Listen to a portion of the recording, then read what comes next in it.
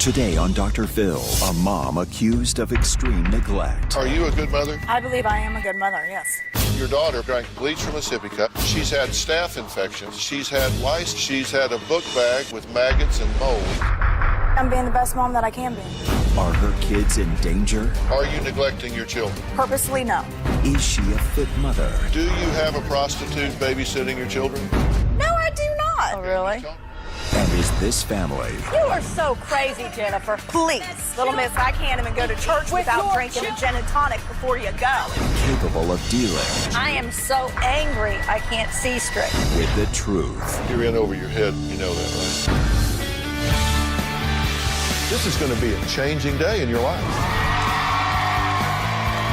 Have a good show, everybody. Here we go. If it matters to you, that's what I want to talk about. We ready in the booth? Let's do it. Go, Dr. Phil.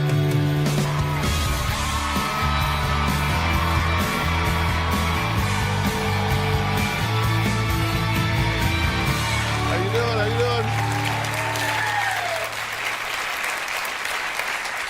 doing? 3-year-old girl drinks bleach. That was the headline and the reality of one family a very few years ago. If there was a headline today, it would not read much better.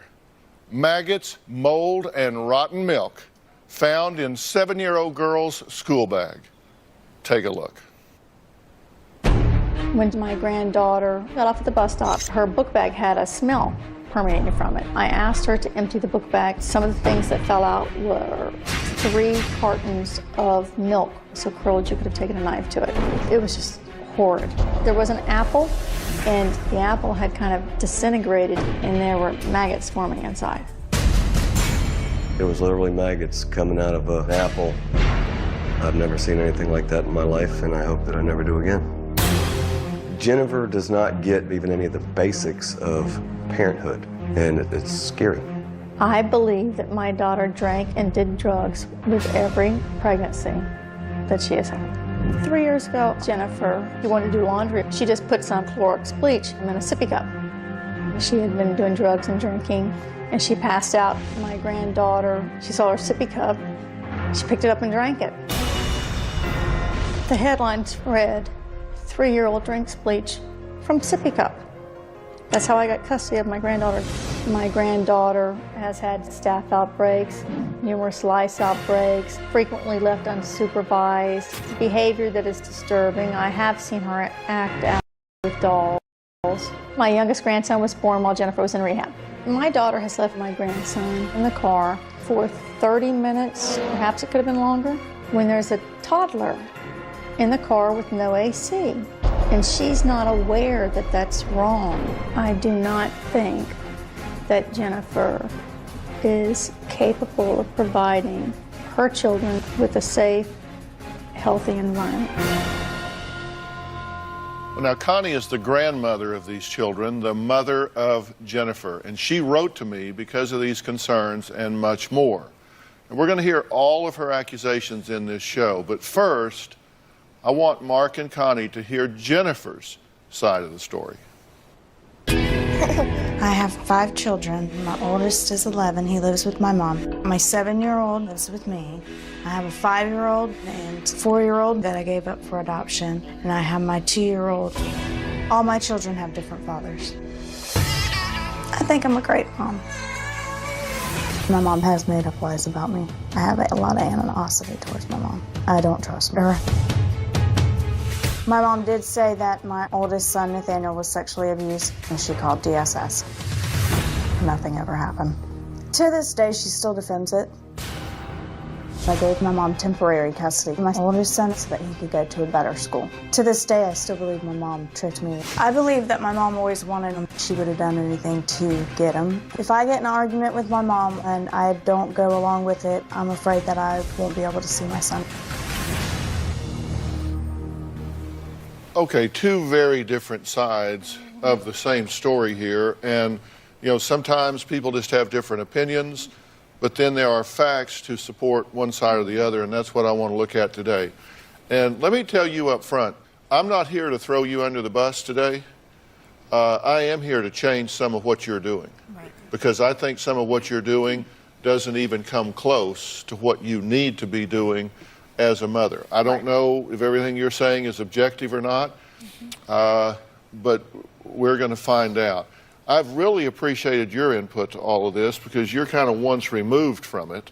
Right. So you have a degree of objectivity, although I believe you would support your wife. You two are concerned about the 2 children that she has in her custody and control now, correct? Yes. You're afraid something bad is going to happen. Another headline is going to read something really tragic. Why are you so concerned? The book bag incident says it all. When when we came to the trip, she dropped off Camden with 1 shirt, 8 diapers, no food to leave town, and just dropped them off with us. It's just constantly not realizing the care that needs to go out to the children. Something could happen. What is your theory about why that food was in the backpack to begin with? You think she was hoarding food because there's not any at home? I have a suspicion that, it might be because she wanted milk at her home. I know what Jocelyn has told me, that she doesn't have food. There's not food at her house, stuff like that. But, children do exaggerate. When she lived with me for 2.5 years, I have lots of food. They have their own drawer in the refrigerator. They have 2 pantry shelves. And so I probably do have at least 90% more snacks than she has now, I would guess. I don't know why. Are you a good mother? I believe I am a good mother, yes. Really? What did you think about me saying there are some things that I think need to change, that you need to do a better job? I believe you. I'm not 100%, by no means. I know there's things that I need to change. I don't say I'm a perfect mom. I say I'm a good mom. Now, you've had 5 children. Correct. By 5 different fathers. Correct. And how old are you? I'm 30. Okay, so in your 20s, by the time you're 30, you've had 5 children by 5 different fathers. Correct. Are you making good choices? No. Have I made good choices in the past? No. Am I trying to do better now? Yes. Because, I believe that the best predictor of future behavior is past behavior. And I put together a timeline about what we're talking about here. You had 1 child in '99, and that is Nathaniel. Correct.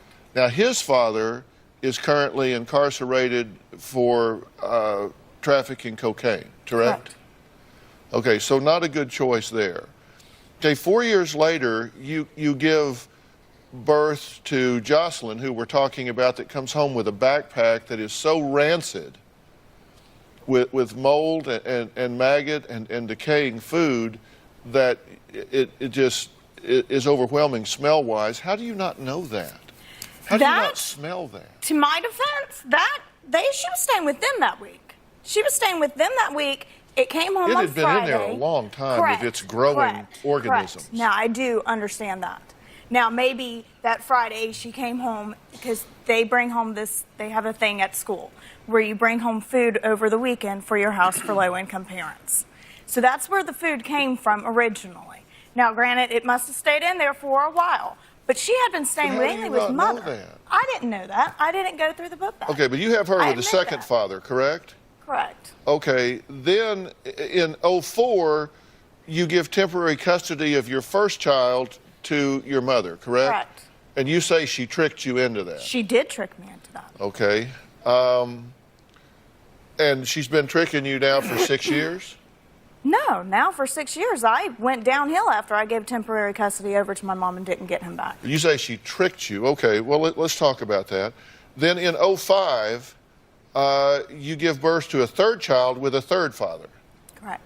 Okay. I gave that child up for adoption. Did you go through an adoption agency? Yes, I did. And proper papers are filled out? I went through a lawyer. Proper papers are filled out? Correct. So we can get the documentation for that. You know who this went to?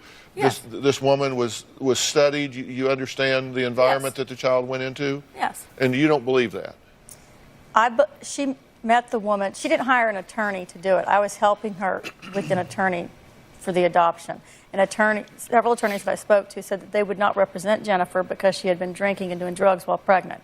So Jennifer had went to the WIC office, which is a government agency that gives milk and whatnot, and some lady said, well, I know somebody who wants a baby. That's how this woman came into the picture, And she did hire an attorney, the lady did, because she wanted a baby. And that's how there was no group of parents who applied for this child. Did not happen like that. Okay, in 06, you have another baby, child 4 now, with the 4th father. Correct. And you place that baby for adoption as well. Why do you keep having babies if you're just placing them for adoption? You have 2. One of them is with your mother. And then you have 2 more that you place for adoption. Right. Why do you keep having babies if you're just going to have them and turn them over to someone else? Well, when I was drinking, I was not careful and didn't use protection like I was supposed to. And I can't say. I was drinking, I was doing drugs, I was out there, Okay, so far you've had 4 children, and you've retained custody of one of them, and she drinks bleach out of a sippy cup. You're doing drugs at this point. You go into rehab, you go into treatment, you do different things. Sometimes you get a little better, sometimes you don't. And then you have child number 5 in 09. Right. This is Camden. Right. With a 5th father. Mm-hmm. Okay, and during this time, 2.5 years, the one child that you kept is with your mother. Right. Okay, so you're 1 for 5. Right. That's been with you the entire time, and that's the current one. And you now have your daughter back with you, right? Mm-hmm. Yes. Are you negligent with that child? No. Your mother says you are. Well, I believe my mom would say I was. Well, do I believe I'm perfect with my daughter? No. Do I think the book bag incident was disgusting and nasty and stuff? well, yes. This is the daughter. The daughter needs a break, right? This is the daughter that drank bleach from a sippy cup. She's had staph infections. She's had lice infestations. She's had a book bag with maggots and mold. That doesn't sound to me like you're being an attentive mother. What do you say? I say I'm being the best mom that I can be. Well, but that doesn't mean that that reaches the standard, right? It may be the best you can do, but maybe you're not equipped. It does not mean it reaches the standard. Correct, you're right. All right, we got to take a break. There's one thing Connie and Mark don't know about Jennifer yet. I've got a very important question for her when we come back, and we're going to look at this negligence standpoint. On its face, it certainly appears to be negligence, but we're going to put that to the test. We'll be back.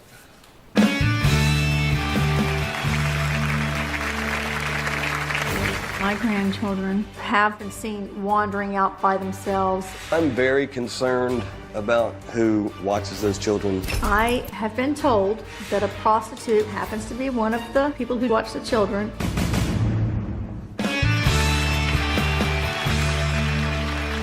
Well, Mark, Connie, and Jennifer all told us that Jennifer had been clean and sober for almost 2 years. But just days before the show, we discovered that just simply wasn't entirely true. Take a look. I stopped using drugs. I checked myself into rehab. I was 9 months pregnant using with my son, and I realized that I had had enough. Basically just stayed clean after that. I went to NA meetings every day and then went to counseling and stuff. The only thing is now, I used last month. I used ecstasy. That was the drug that I fell on. It got put in my hand and I shoved it in my mouth, and then it was like, what did I just do?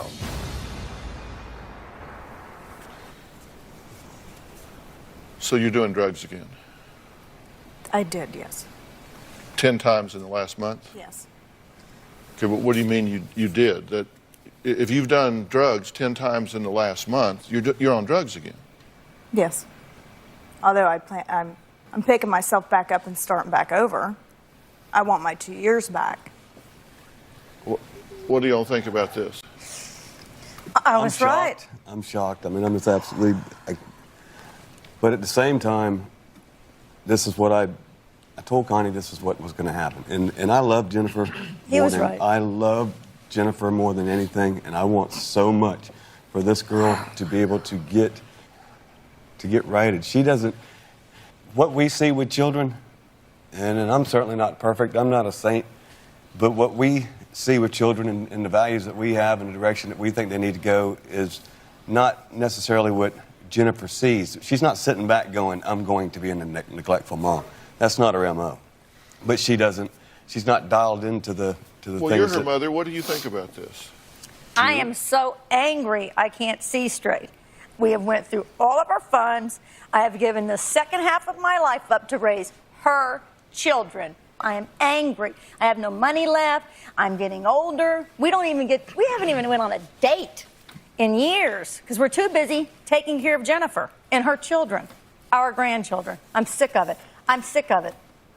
I'm sick of it. Why did you start doing drugs again? Oh, I'm sick of it. Poor Nathaniel. Sorry. I gave up. I gave up. Why?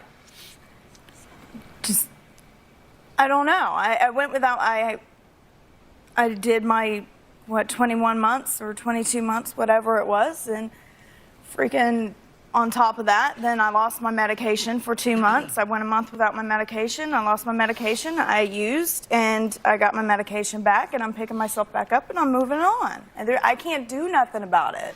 She says you're having children for the money. I you're didn't having get kids. a penny for giving my kids up for adoption. I don't want. I didn't say you sold your children. You just give them away. You get a free apartment. You get free food, free medical. Than to have a mother who can't take care of them. You had a free apartment for 4 little miss. years. You didn't raise me either. You're Thank you very much. You are so crazy, I don't want to Jennifer. hear nothing. What? Nothing. Did you come up with something to try to make yourself nothing look good? from you. Please. Nothing. These people don't know you, but anybody who does knows who you are. Really? And know you came up here just to freaking get something out of it, not to better me. What did I get? Little miss, I'm not going to pawned put my daughter jewelry under just the bus. to pay Look for at your the food at the screen, airport. woman. Look at the screen. That's really what you brought me here for? Mark, I'm sorry. Police. Jennifer. You're here. I don't want to hear nothing. Don't talk to her. Nothing. Don't talk to her. Don't talk From to her. you. Don't talk to her. Don't talk to her. She's worthless. She's worthless. Don't talk to her. What do you mean she didn't raise you? She didn't raise me. My grandmom raised me. You are so crazy.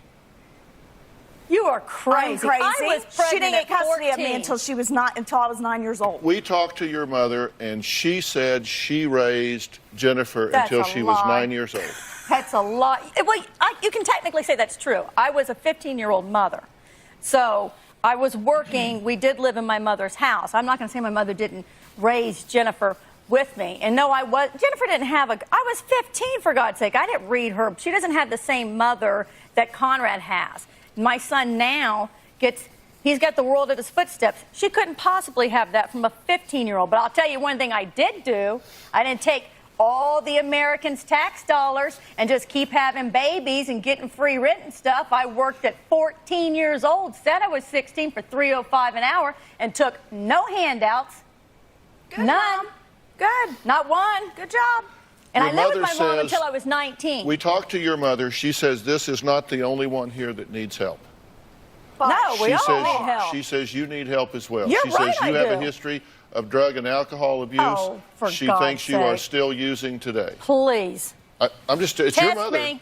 It's your mother. Are you I'll serious? take a test. Are you serious? Yeah. Serious Test right now? me. I'm very serious. All right, Mom. She's afraid that you drink I want to take a test today. She today. says she's afraid that you drink and drive. No, Please. I don't even get to go anywhere. I'm too busy with your Little children. miss, I can't even go to church without drinking a gin and tonic before you go. How would you know? You don't ever Last go to time church. I went to church with you, yeah, because it was a joke. Let's go get drunk before we go to church. No, Connie does not drink before I'm just she goes telling to you what her church. mother. So I'm just telling you full what of- your oh, mother my said God. because she My said mother she lives- wanted you to have help as well. I want help. So I mean, want look, help. we do our homework. We talk to do, everybody that's fine. involved. We You talk talk to to my mom all you we do want. what we call collateral contacts. We talk to people around the story so we can find out what's going on sorry. other than just from everybody here. And this is what your mother volunteered to us. All right, we got to take a quick break.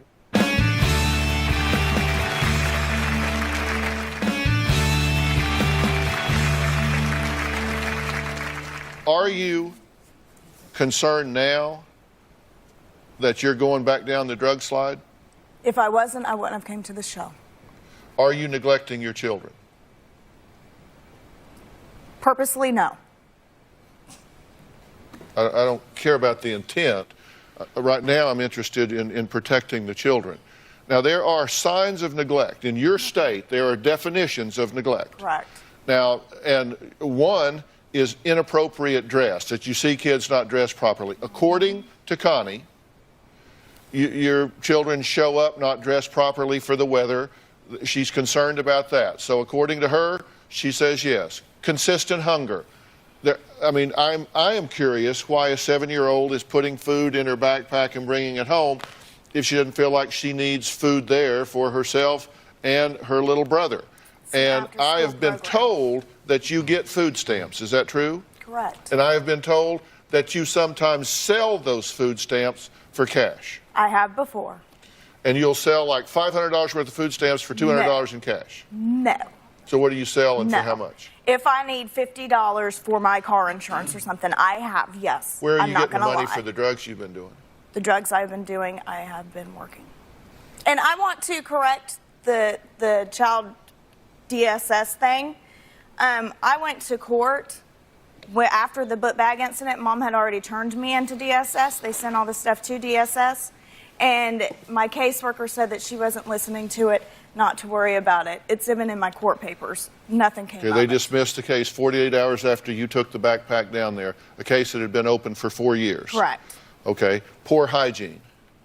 That's one of the definitions, poor hygiene. Correct. We've seen lice, we've had staph infections. That suggests poor hygiene, does it not? The lice also was in Mother's house, too. Yes, kids get lice. Kids get lice. They come home from school with I wonder lice. how it got there. Yeah, because it just... she was infested last week. Did you tell them that? Yes, I did. I told the producer that. Yeah. Consistent lack of supervision.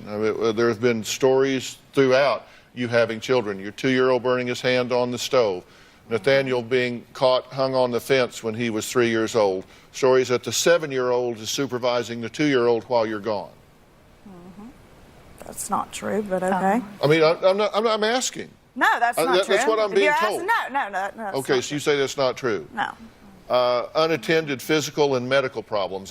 Certainly the lice and the staph infections are of concern to me, and it's my understanding that you've missed 2 appointments from surgery. Surgery for what? Camden. His Ears. tubes, you were no My shows son's for a got surgery. tubes in his You were ears, no that's just show for the whatever. first 2 surgeries. My son's You no stupid. showed. Whatever, Mom. Abandonment. Certainly there's a question there. Mark says that you drop the kids off. You never know how long they're going to be, a day, 2 days, a week, however long. Months.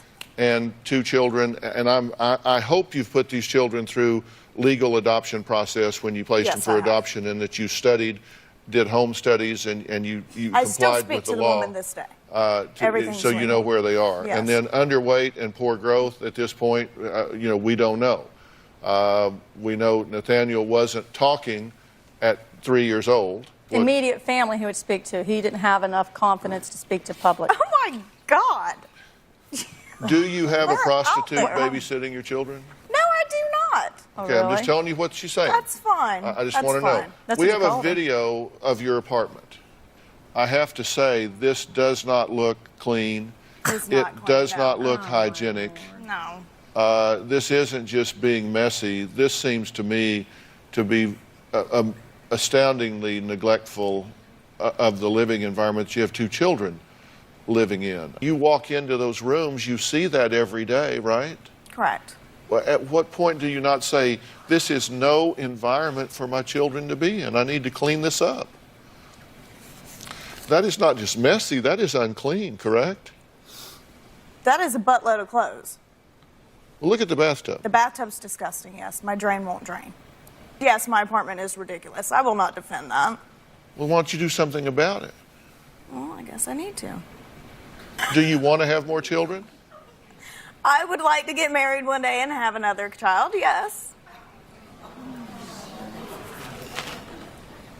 We'll be back.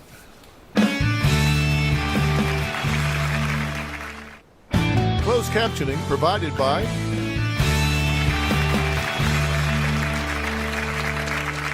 Connie says that she has seen your daughter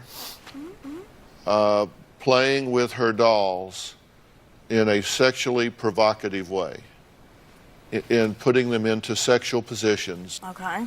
and that she has seen her touching herself in a sexual way, and And you have reported this Yes. to the authorities? To the social service caseworker who said she wasn't listening to anything, also to the guardian that lied to him.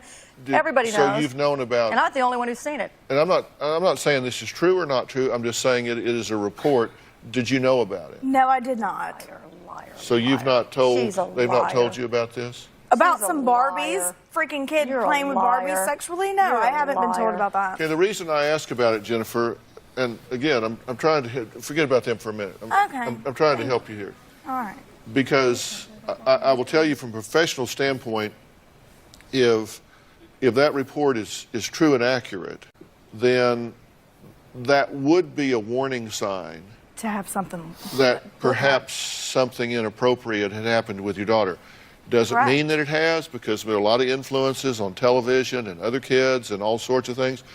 But as a professional, that would be that would hit the radar for me. Correct. And I would want to make sure that someone was not being inappropriate with my daughter. Right. I'd make sure somebody wasn't touching her inappropriately, that she wasn't being exposed to something inappropriate. That would be of concern to me. Right. Is it of concern to you? If that did happen, yes. The play acting, Right. which is something that children don't just make up. They've seen that somewhere. Right. Now, in this day and time, there's a lot of places they could see that on television and cable, and kids with television and cable, I mean, they could influence each other. It's not prima facie that she has been molested or touched inappropriately, but if I were a parent, I would want to know the source of the content that's in my daughter's mind, Right. and you want to check that out, right? Right.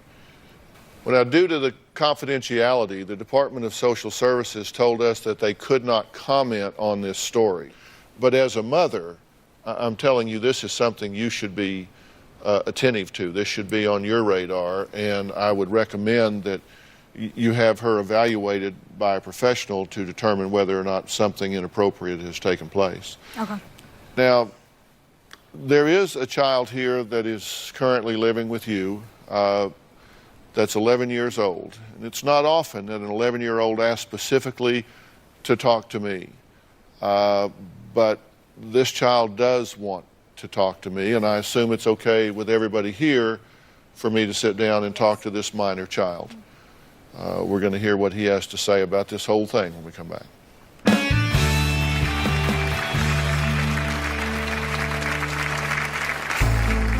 I love my mom, but she can't take care of herself. Her apartment complex is filled with a whole bunch of bad things. Someone dying, scary. And I've told her to move a whole bunch of times, but then she started crying and telling me she's not gonna move. She can't take care of any of the kids, so that's why I had to come with my grandma. I think Dr. Phil can help a lot of people, and I think he's really smart. My mom needs help. I think he could help her. Closed captioning provided by... I probably see my oldest son once a month, if that. His 2-year-old brother doesn't know who he is. I was supposed to get him back at the end of the year. My mom was supposed to just sign it back over to me, and she never did that. He was really going to live with me during the week and her on the weekends for the better school. I don't have the money to get a lawyer to go get him back. Daniel, how you doing? Good. Good to meet you. Good to meet you too. How are you? Good. Yeah? I understood that you wanted to talk to me, and I've been out having adult conversations with your grandmother that's, I guess, kind of mom to you. Yeah. Call Mom. And Mark and your mother Jennifer. Yeah. And we're talking about adult things that I hate for you to be involved in any way. Yeah. But you're a pretty mature young man. I wanted to give you a chance to tell me whatever you wanted to say or ask any questions you wanted to ask. Yes, sir. So shoot, what do you want to say? I was wanting to say, like, my mom, she's doing real bad with, like, because she can't really take care of herself, and it's like the people around her can't help her because they're kind of like her, and mom has kids, and their lives are going bad. Well, are you around over there very much? No, not really, because I get afraid when I'm over there. Like, I'm afraid of the people I'm around because they just look like really scary people, like big. Yeah. So it's it's a rough place to be. Yeah. What do you call Connie? Do you call her grandmother, mother? What do you call her? I call her Mom. You call her Mom?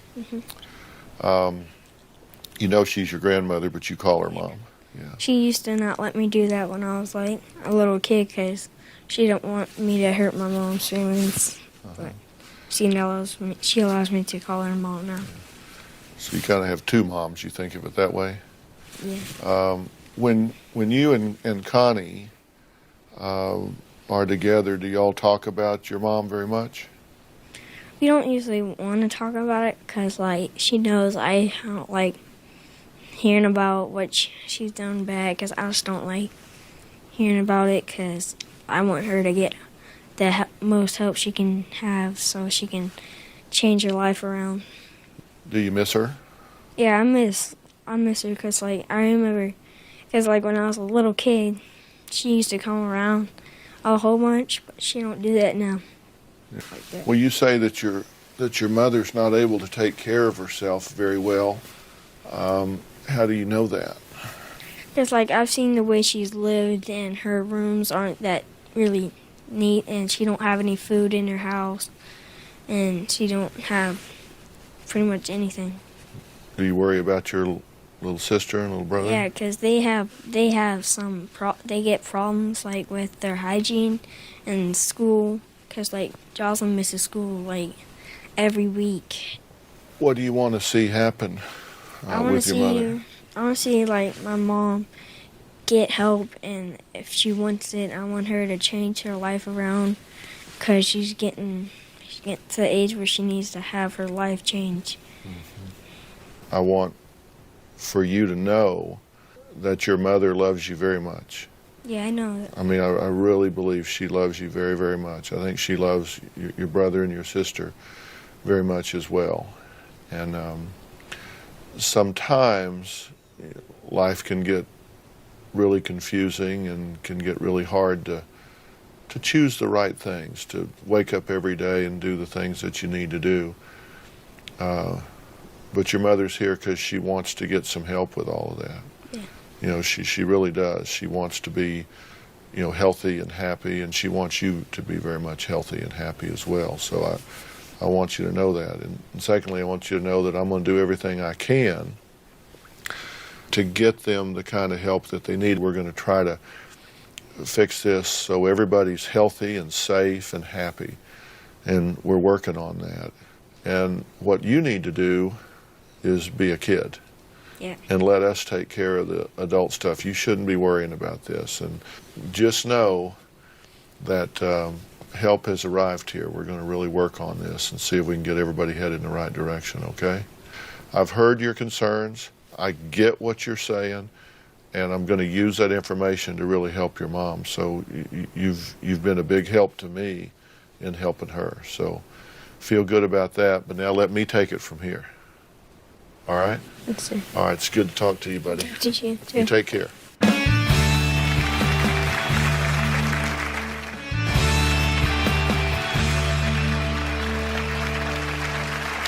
Well, I'm back with Mark and Connie and Connie's daughter, Jennifer. I've just been back talking with your son.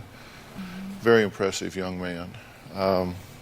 You know, kids are really resilient. But the fact is, they shouldn't have to be. You shouldn't have to be that resilient.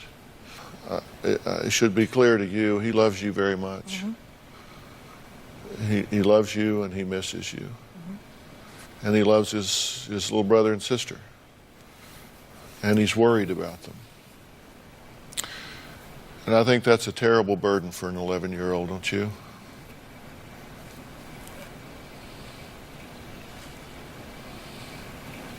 What do you think about all this?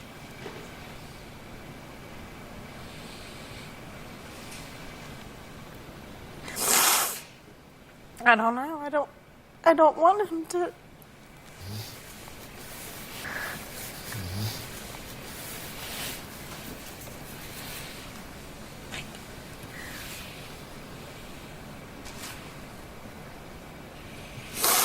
You're in over your head here. You know that, right? I look at your apartment and the way that you're living. That's terrible for you, and it's terrible for the children. I look at the fact that you've relapsed and started doing drugs again. Ecstasy now, you know the drill. You know you're at risk. You've got a daughter that's having some terrible experiences here. She should not be experiencing these things. She's getting infections. She's getting lice. She's getting, do these things happen with children? Of course they do, but there seems to be a concentration here. We need to help her. We need to help you help them. I don't want you to lose those children. I want you to flourish with those children. And you can't take care of them if you don't take care of yourself. And I get that you don't have good feelings towards her right now. And I don't know where the truth lies. I think you have some good points. You may be sensitized to the point that maybe you overreact. I don't know. But based on what I'm seeing, I see very real reasons for your concerns. Yes. We've got to get this turned around. And we're building a house on sand if you're doing drugs. I don't know. There's, as long as we've got that in the mix, that's got to stop. There's nothing else to talk about. Right. And I don't know if you feel like you need to be back in rehab, if you feel like, what do you think? You talk to me here. I think that I don't think I need to go back to rehab, no. I think I need to be making my NA meetings again. Your entire situation has to change. I mean, you Correct. get that, right? I mean, your no. living arrangement has to change. You've got to raise the bar. You've got to hold yourself to a higher standard here. That place you're living, I don't know about the place itself, but the manner in which it's being managed, I've been so poor I couldn't pay attention, but I was always clean. Right. You're not even clean. Right. Your place. You've got to change this. You need some help with this, and you need some accountability, not with her. She is not your accountability source here. There's too much baggage between the two of you. And I'm willing to help you and work with this, but you have to understand that my number one priority is the safety and well-being of your children. You're a close second, Right. but they're number one. Right. Kids don't have a voice. I'm their voice right now. Right. And I'm saying it for them. You need to clean your act up here. And it isn't about her. You can like her or don't like her. I don't care. Right now, that's not even on my radar. My radar is you getting yourself cleaned up, getting that place cleaned up, getting those kids cleaned up, and having some accountability. Right. And I will bring you some resources that will help you with this. Okay. That will help you inside your home, that will help you with those children, that will help you in every way that you can need help. And I'm going to ask you to give those people permission to give me progress reports. Okay. Because I want to know what's going on. Right. And when I get a resource and make an appointment for you, you need to show up. Right. You need to show up. And you need to really work hard at taking care of yourself. Okay. You deserve a better life as well. And we'll see how this goes over the next 30 days or so and see where we are. Okay. Fair enough? Fair enough. Fair enough? Fair enough. All right, we'll be right back.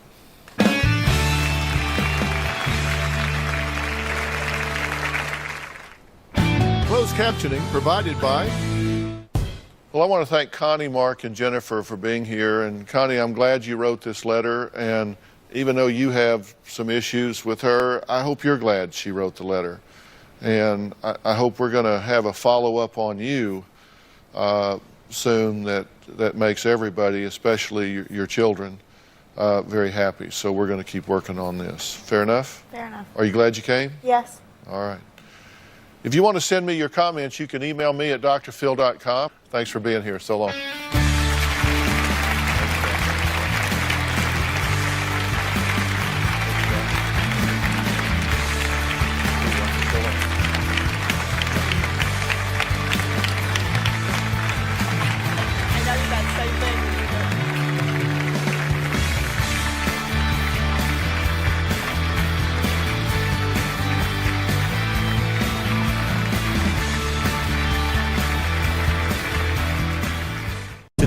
all-new Dr. Phil. She claims her 10 personalities. I travel with outfits for each because I never know who's going to show up. Are controlling her life. Christina is religious. Jane is provocative. The urban gangster raps. My family, they kind of think that I'm possessed. Who am I talking to right now? The administrator. Are you here to con me and keep them hidden? Let's do it. Have a good show, everybody. Here we go. This is a safe place to talk about hard things. Stand by. We'll count you down. Today's going to be a changing day in your life. 5, 4. I am not giving up on you.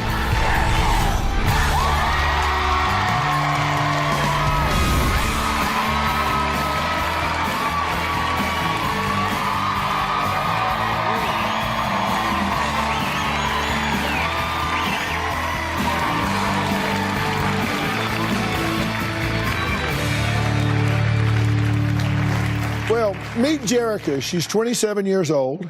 She's a mother and sells real estate for a living. Now, I want you to meet Jane. Jane is a party girl who likes to drink, is boy crazy, and spontaneous. I'd also like to introduce Cleo. Cleo is an ancient Egyptian woman who has superpowers and resurrects people. Here is Christina. Christina is religious, considers herself a saint and a prophet. And finally, let me introduce you to Urban Gangster. He is a male rapper who likes whiskey and ladies. So what do all these people have in common? Well, as you can see, they're all Jerica. She calls these personas programs that exist within her and have completely taken over her life. Now, Jerica says she was diagnosed with dissociative identity disorder this past summer. Now, according to Jerica, she has over 10 programs that work together to help her function and protect her from bad things in life. Each program has a specific task or role that it plays in my life. They run as a system working together. I have more than 10 programs running within this system. I don't feel like my life is one whole person. It's a system of pieces. Do you remember writing into the Dr. Phil show?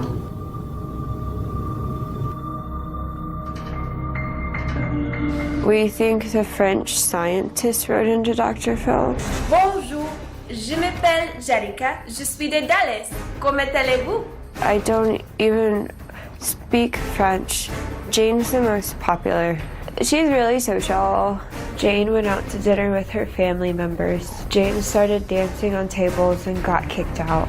Cleo is another program. She's from the Egyptian time period 1,000 years ago. Christina is very religious. She wears cardigans and dresses very conservatively. There's also an infant. We don't know much about the infant. We just hear it crying in the background. He can't get out of bed or feed himself. He almost starved to death. There's also a child program. He was found at a 7-Eleven, unable to drive, and taken to the hospital. There are also some that are not human. There's an angel, and then there's one we call vampire. It's a protector program. The vampire has sharp teeth. Whenever I travel, I always travel with outfits for each program because I never know who's going to show up. Each of them has their own way of dressing. The eye watches over the system and it puts like everybody in their place. Eye is like the firewall and it keeps programs from going where they're not supposed to go. My goal is to get well enough to be independent so that I can be a mother to my daughter. Jerica says she never knows which program will appear. Now, she has lost custody of her daughter and had to take medical leave from college and now isolates herself from friends and family.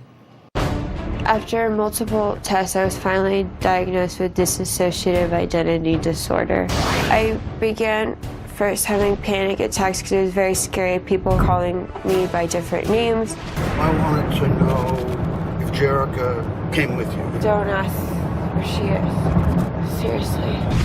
Don't wake her up. Why did you come here? She came here. Like people looking at me. Don't. Stop. So who's here now? Don't say anything. I'm not allowed to talk. At one point since this started, I've had over 15 different jobs. I can't keep a job because different programs show up to the wrong ones and I have to hide them from my co-workers. I lost primary custody of my 5-year-old daughter a year and a half ago because of my disorder. Before I was diagnosed, I had lots of blackouts and memory problems. I woke up in other states like Oklahoma, California, but in Colorado, I don't remember any of it. My family is very religious and has tried to perform multiple exorcisms on me a couple of weeks ago. They think I'm possessed. Well, it's good to meet you. Nice to meet you. Tell me why you wanted to be here today. Why I wanted to be here is because I want to start living a more healthy, whole life. Right. And to be able to be the parent I need to be for my daughter. Who am I talking to right now? The administrator. Okay, so that would be Jerica. Well, it's Jerica, but it's the Jerica that we send to work or professional situations or jobs. Okay, like realtor? Yes. Okay, so that's the, and tell me what the administrator does within the system. The administrator organizes which programs are able to come through. When you make a shift and a program takes over, what's the trigger for that? It depends. If it's like a situation where I'm in danger, that can trigger like one of the protector programs to come. If it's a situation where like it's something that program likes or music that program likes, it makes the program come out. Which program wrote into the show? We aren't really sure. We think there's one of the programs that we believe is a scientist based on the work we've been finding from that one. We believe she might have wrote into the show. Okay, and who is we?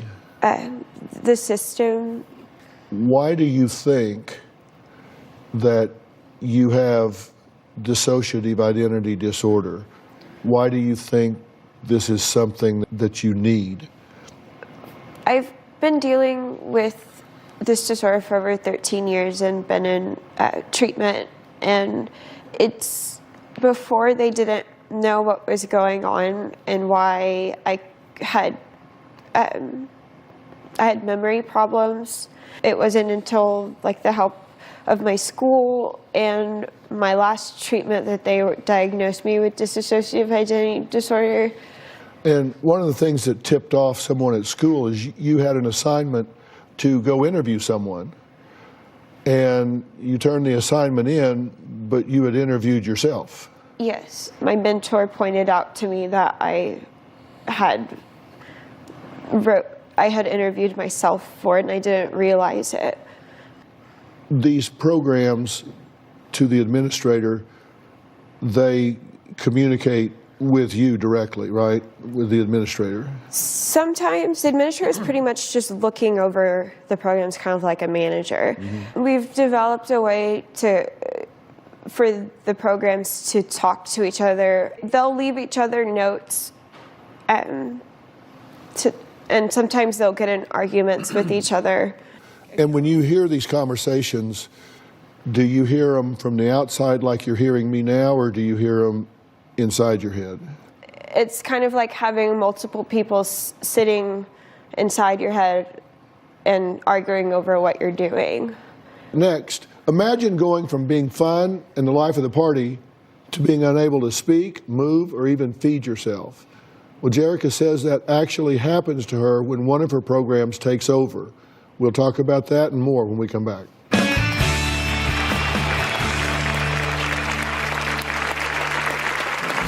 Jane's the most popular program. One time, Jane went out to dinner with her family members and started dancing on tables and got kicked out. Jane tried to take her coworkers to a sex toy shop. Jane is provocative. And later, they explained you woke up from a coma, and I tried to fight them off. The staff couldn't restrain me. They said that I chewed through the straps. They said I was acting like the exorcist. Christina is very religious, believes that she's a saint. She dresses very conservatively. She spends the majority of time reading the Bible.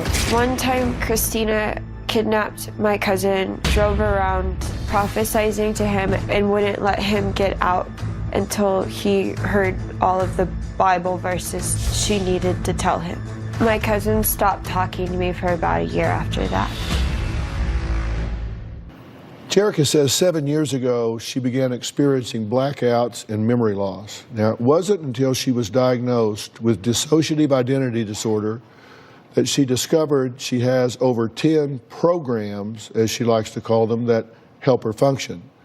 She says one of those programs is named Jane, who the administrator says likes to drink and dance on tables. Take a look. Jane's the most popular program. Jane is boy crazy. If we're going on a date, the system will send Jane.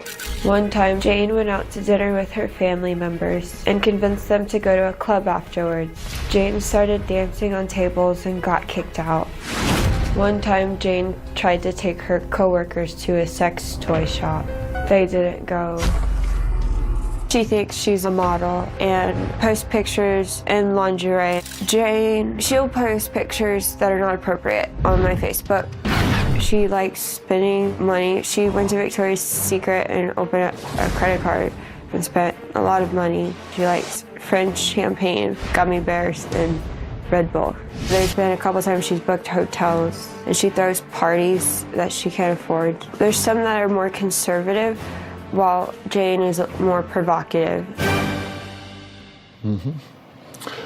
How do you get along with Jane? Pretty well.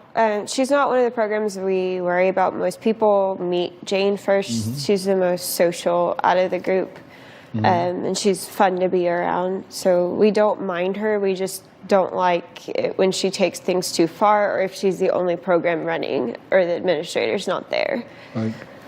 When you feel this change coming on, what do you experience? What happens to you physically?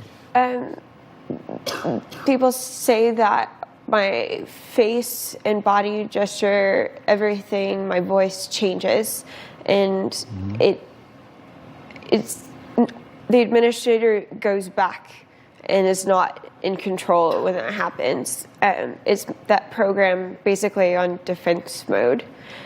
And so most of the time we black out during those times. Mm-hmm. And when you black out, how long have you blacked out for?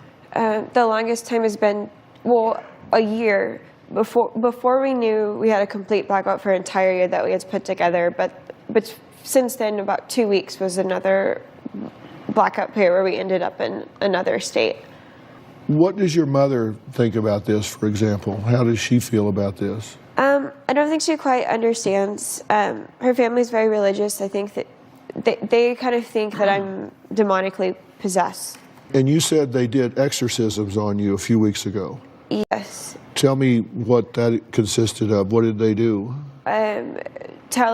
Basically courting me and telling me Bible verses and that the spirit inside me is not from God, and very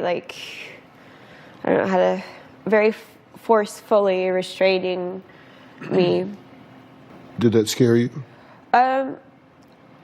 Well, we have a program that we call Vampire Program that became active during that process, and it started basically screaming like the movie The Exorcist. The girl, it has an unnatural voice. Is someone else talking to you right now? No, right now they're not. If there's too many programs running at once, then I'll start to stutter and shut down.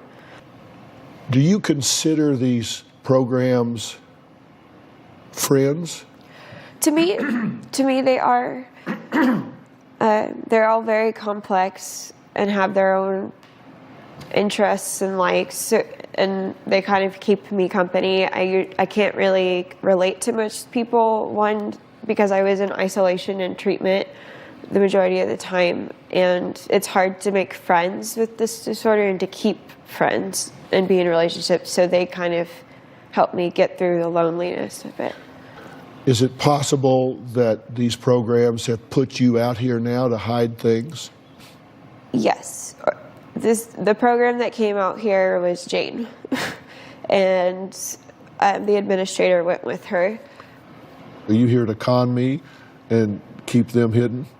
No, they aren't hiding, I guess to say. Mm-hmm. All right, we're going to take a break. When we come back, I want to talk about why I think and you think this started to begin with. I don't remember before I was 13, but for the majority of my teen years I spent in treatment centers and in the hospital. And I would call my parents every day and say, please let me come home. And later, what was the question I asked you? What was the question, though? What is your name? Fine. I'm fine. Oh. Fine. I'm Dr. Phil. What is your name? Superhuman strength. 6 years ago, I was foaming at the mouth and my friends couldn't restrain me. I ended up in a coma at the hospital and was put in restraints with my teeth. It ate through the straps. They couldn't restrain the program. I have no memory of the event. Okay. When you say you ate through the straps, what do you mean? They said I ripped off all the IVs and got out of the bed. And the nurses came in, told me to get back in the bed. They explained you just woke up from a coma. And I tried to fight them off. And so they had to hold me to the hospital bed and put restraints to tie my arms and legs and feet. And they said that I chewed through the straps and the staff couldn't restrain me. They said I was acting like the Exorcist. I want to talk to you about why this started, but I want you to do two things for me first, okay? Okay. I'm going to read you a series of numbers, and I want you to repeat them for me. Okay. All right? 7, 5, 3, 6, 4. 7, 5, 3, 6, 4. Okay. Now, can you repeat those for me in reverse order? 4, 3, 6, 5, 7. Okay. Now, I'm going to say 5 words to you, and then I'm going to ask you about those words later. Okay. Okay? That's all. You don't have to do anything. I'm just going to ask you about them later. And the words are water,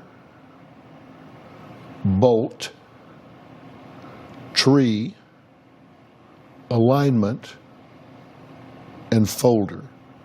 Water, boat, tree, alignment, and folder. Folder. Okay? I'll ask you about those later on. Okay. Tell me about the most painful time in your life. That would be after about a year and a half after I had my daughter. There was so much confusion. I was waking up in places I didn't know. I had people calling me by different names and approaching me saying that they knew me. It was very disturbing I started having panic attacks every day. It was also painful that I couldn't be there for my daughter it was also painful that to hear the accounts of what people were saying that I was doing. Like what?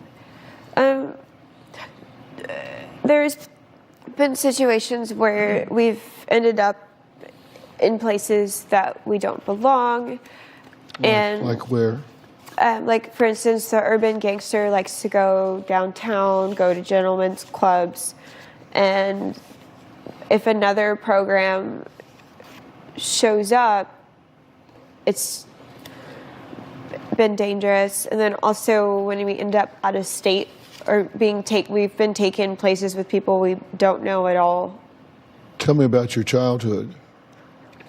Is it a smooth ride for you? I don't remember before I was 13. You don't remember any of it? No. Mm-hmm. How'd you get along with your mother? When I was a child? Or I don't remember any of it. I don't have any memory of it. Tell me about being bullied when you were a teen. I was bullied really bad. Starting like at 13, I would have students tell me every day to go home and kill myself, go home, cut yourself, you're a witch. And it got so bad and it happened so much every day that I ended up trying to commit suicide. You actually went to the hospital and had to have your stomach pumped? Yeah. From trying to kill yourself? Yes, I took an overdose. Okay. And how'd you get along with your mother during your teen years? You remember that? For the majority of my teen years, I spent in treatment centers and in the hospitals. Did you ever have a combative relationship with her? Yeah, part of the reason why I do have a lot of anger still inside me for the times, for just sending me off to treatment centers. I was placed in some centers that were not good for me, and I would call my parents every day and say, please let me come home. I just want to be at home. And I tried to tell them what was happening, and it didn't really go through with them. So as I became an adult, that became an anger inside me that I had to let go of for putting me and allowing my doctors to give me all these different medications. Mm-hmm. We'll be right back.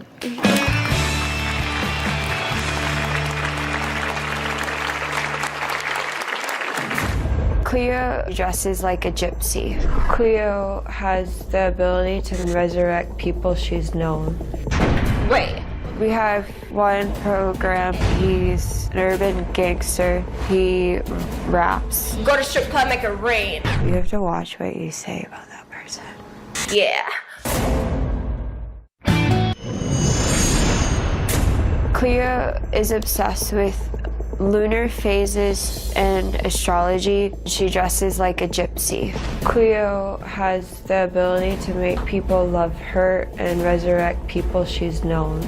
She's even resurrected her dead husband. She changes the system's profile picture to Cleopatra. She will go medieval on people and all sorts of warfare, aggression.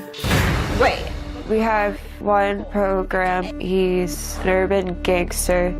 He raps. He likes to drink whiskey and goes to gentlemen's clubs. Go to strip club, make it rain. He cusses a lot and likes to call women bitches, hoes, and likes to date strippers. Yeah. You have to watch what you say about that person. How does it feel to see those programs on the screen? A little disturbing. We just recently, the only way we caught them was because we isolated ourselves for a year recording what we were doing. So it's hard watching it because the administrator does not present when those were happening. It's like watching someone else. I have a chart here of all the programs that you've talked about. Tell me where Jane was born. Jane was born in college that we know of. She's very popular very social. Whenever Jane is active, we're 19 years old again, or 21. Or what kind of childhood did the urban gangster have? For that one, we don't have. He doesn't have a childhood. We don't really know much about that program. We discovered recordings of him about like 6 months ago, but he doesn't have a history. He doesn't want people to know a lot about him. Okay, and how about goth? Goth, we think she started back when we were 13 and being bullied and dealing with the problems. We dressed in all black during that time. Does she have any brothers or sisters?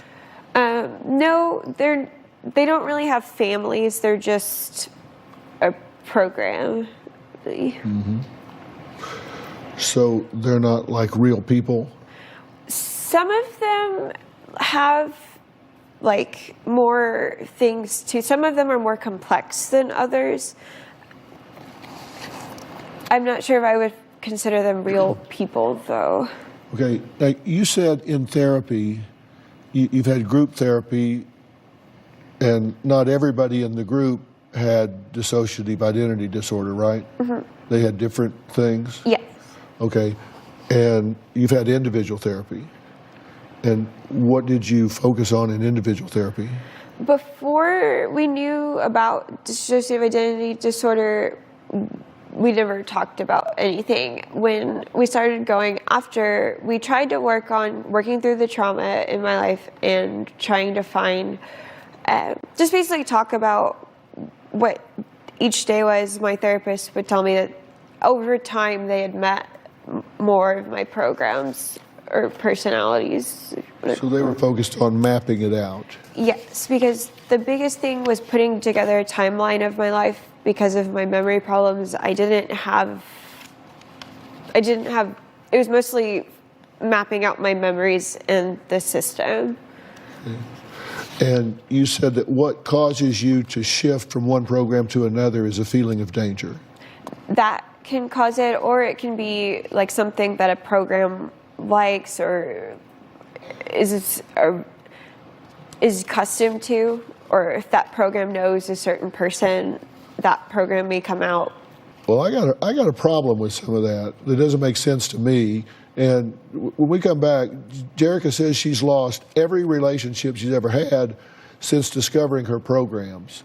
And we're going to talk about that and more after the break, if my voice lasts. We'll be right back.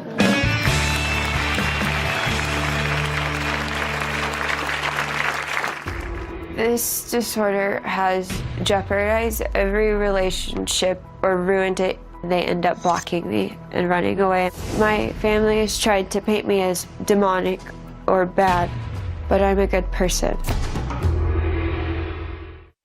Closed captioning provided. This disorder has jeopardized every relationship or ruined it. Everyone runs away from me. People are scared of me. Cleo, the most powerful program, usually scares a guy if I'm in a relationship and they end up blocking me and running away. My mom doesn't understand my disorder. My mom disrespects me in front of my daughter, and it's very upsetting. It was hard talking to my daughter and saying goodbye before I came here. She doesn't understand what's going on. My daughter doesn't know about the programs, and I have no plans to tell her. My family has tried to paint me as demonic or bad, but I'm a good person. Okay, let me just go on record as saying you're not demonic. Thank you. Just my opinion. I mean, what do I know? But you're not demonic. What would you say is the single worst trauma in your life? The worst trauma.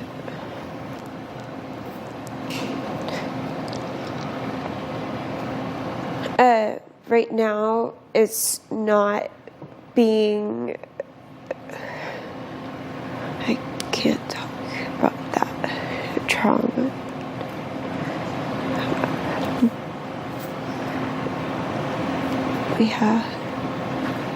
We aren't going to talk about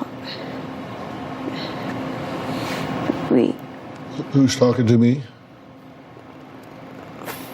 Fine. I'm sorry? What was the question? Sorry. You know the question. What question? You know the question I asked you. What was the question, though? I asked you a question. Yes. What was the question I asked you? To remember, we're fine. We're fine. Yeah. What is your name? Fine. I'm fine. Fine. I'm Dr. Phil. What is your name? Jerica. Sorry? Jerica. Okay. What is the answer to my question, Jerica?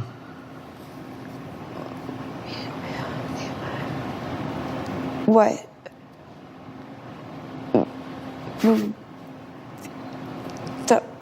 Don't.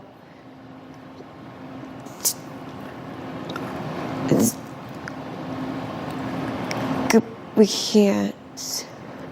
If I'm talking to Jerica, then you know I asked you a question just a few minutes ago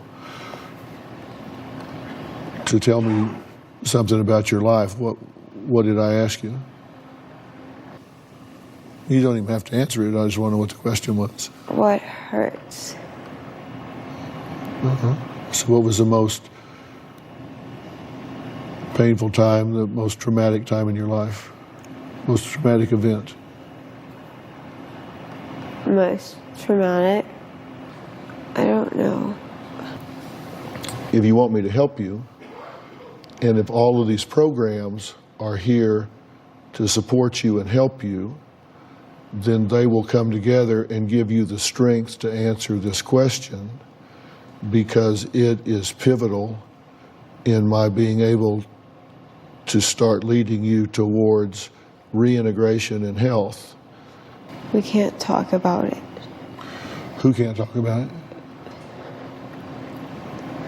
About what happened. Was it something that was done to you? Something that was done to Jerica? Is it something happened to you when you were a teenager, or was it earlier? I don't remember earlier, but different things for 10 years. You were violated for 10 years? Okay, and that's enough. We don't need to go into any detail. This isn't about getting graphic. I lost primary custody of my daughter a year and a half ago because of my disorder. We have to keep her asleep. I lost primary custody of my daughter a year and a half ago because of my disorder. My visits with my daughter are supervised, but we also are a great mother. She thinks I'm the best mom. She means a lot to me, the one that's the mother who you have to keep her asleep. Because she doesn't understand why her child is not there. Put up the definition of dissociative identity disorder.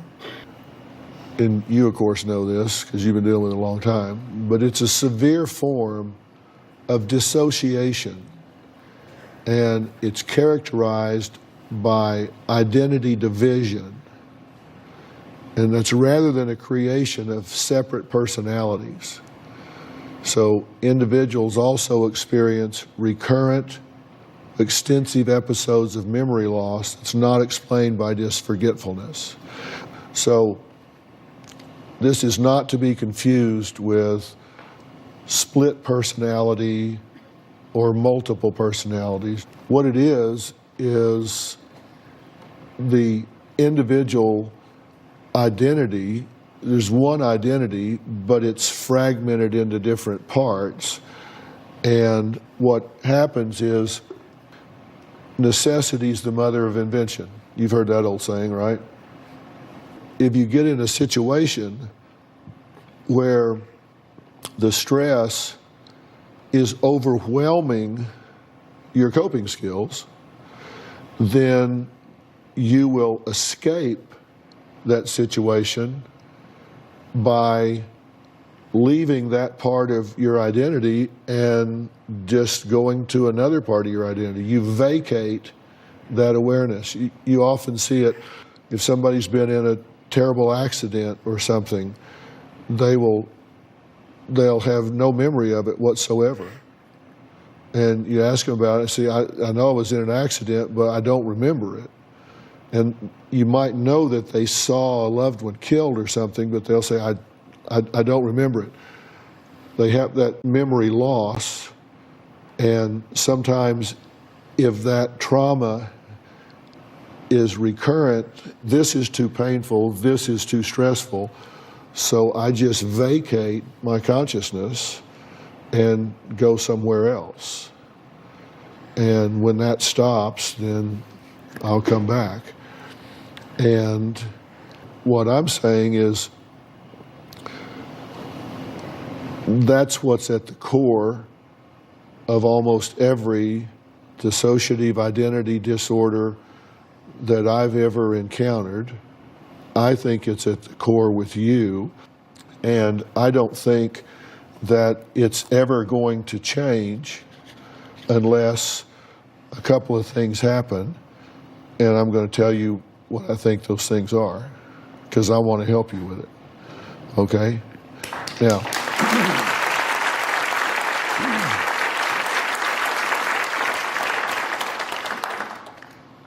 can you repeat the words that I told you earlier? Water, tree, boat, alignment folder. Great. Great. All right. Where does this Jerica go from here? I'll tell her what I think when we return.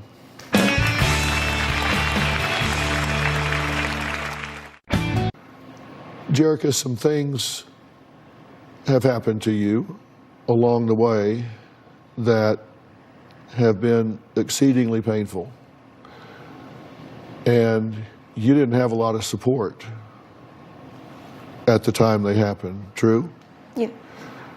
And necessity is the mother of invention, and you found a way to survive. You found a way to get through it. I want to deal with, treat, and heal the things that have caused you to need these escape corridors, these programs, these altars. And if somebody heals what's under there, then these programs can become like old friends, but not someone that you need to deal with every day. And this takes very specialized care, and some of it is neurological. You have brain patterns. PTSD has brain patterns that have to be dealt with. And what I want to do is arrange for you to have the specialized care, beginning with, I want you to go to what I consider to be the top diagnostic and treatment center in the country, which is PNP. It's the Psychoneuroplasticity Center in Dallas, Texas, to really get a grip on exactly where everything is and start implementing some treatment protocols for you. And I'm not even going to ask you to stop doing what you're doing with your programs or your altars. Right now, they're your friends, and y'all go around together. You try to keep Jane off the tables. In the meantime, if you don't do that and you don't run off for 30 days, because right now I need you for 30 days, I want to start dealing with what caused this to be necessary. Will you trust me to set this up for you and do that? Yes, I will. Will all of you trust me to do that? Yes. All right. Very nice. Thank you. I want to thank all of my guests today, and a special thanks to the PNP Center and Dr. Frank Lawless for helping Jerica. I just would like for y'all to acknowledge the courage this young lady had in coming here today.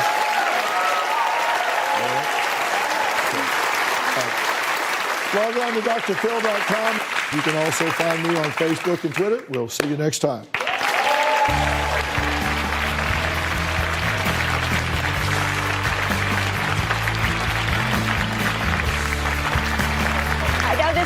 fierce, but I have to ask a favor. This was a fierce audience today, and my section really thought you were super fierce, right, segment?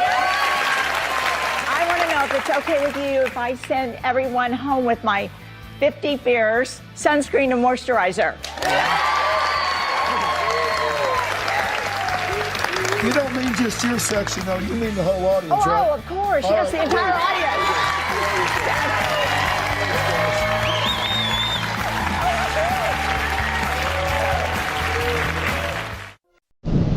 Today on Document. You stole from her for child. It's gone. Her stepfather convicted of abuse. But you say your family did not believe. They've abandoned me for him. What do you do? I feel like you're the only thing that I have left in my family that I want. They can be protected from him. It has nothing to do with him manipulating me. You're right. It has everything to do with you not being a mother. Calls you a liar. You believe she told you at 11. I don't remember her telling me. Why are you lying? No, why are you lying? I don't remember pictures of Mother's Day. Mom, why don't you believe me?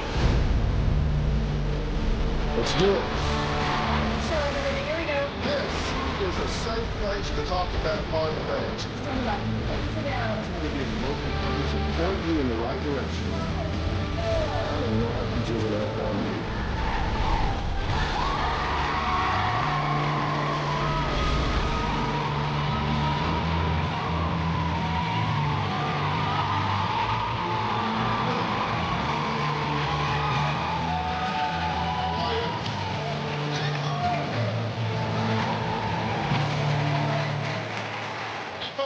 Amanda said that for nearly 2 decades, she was forced to keep a secret so dark, so disturbing, that when she finally revealed it, her family called her a pathological liar and refused to believe it. What kind of secret could tear a family apart?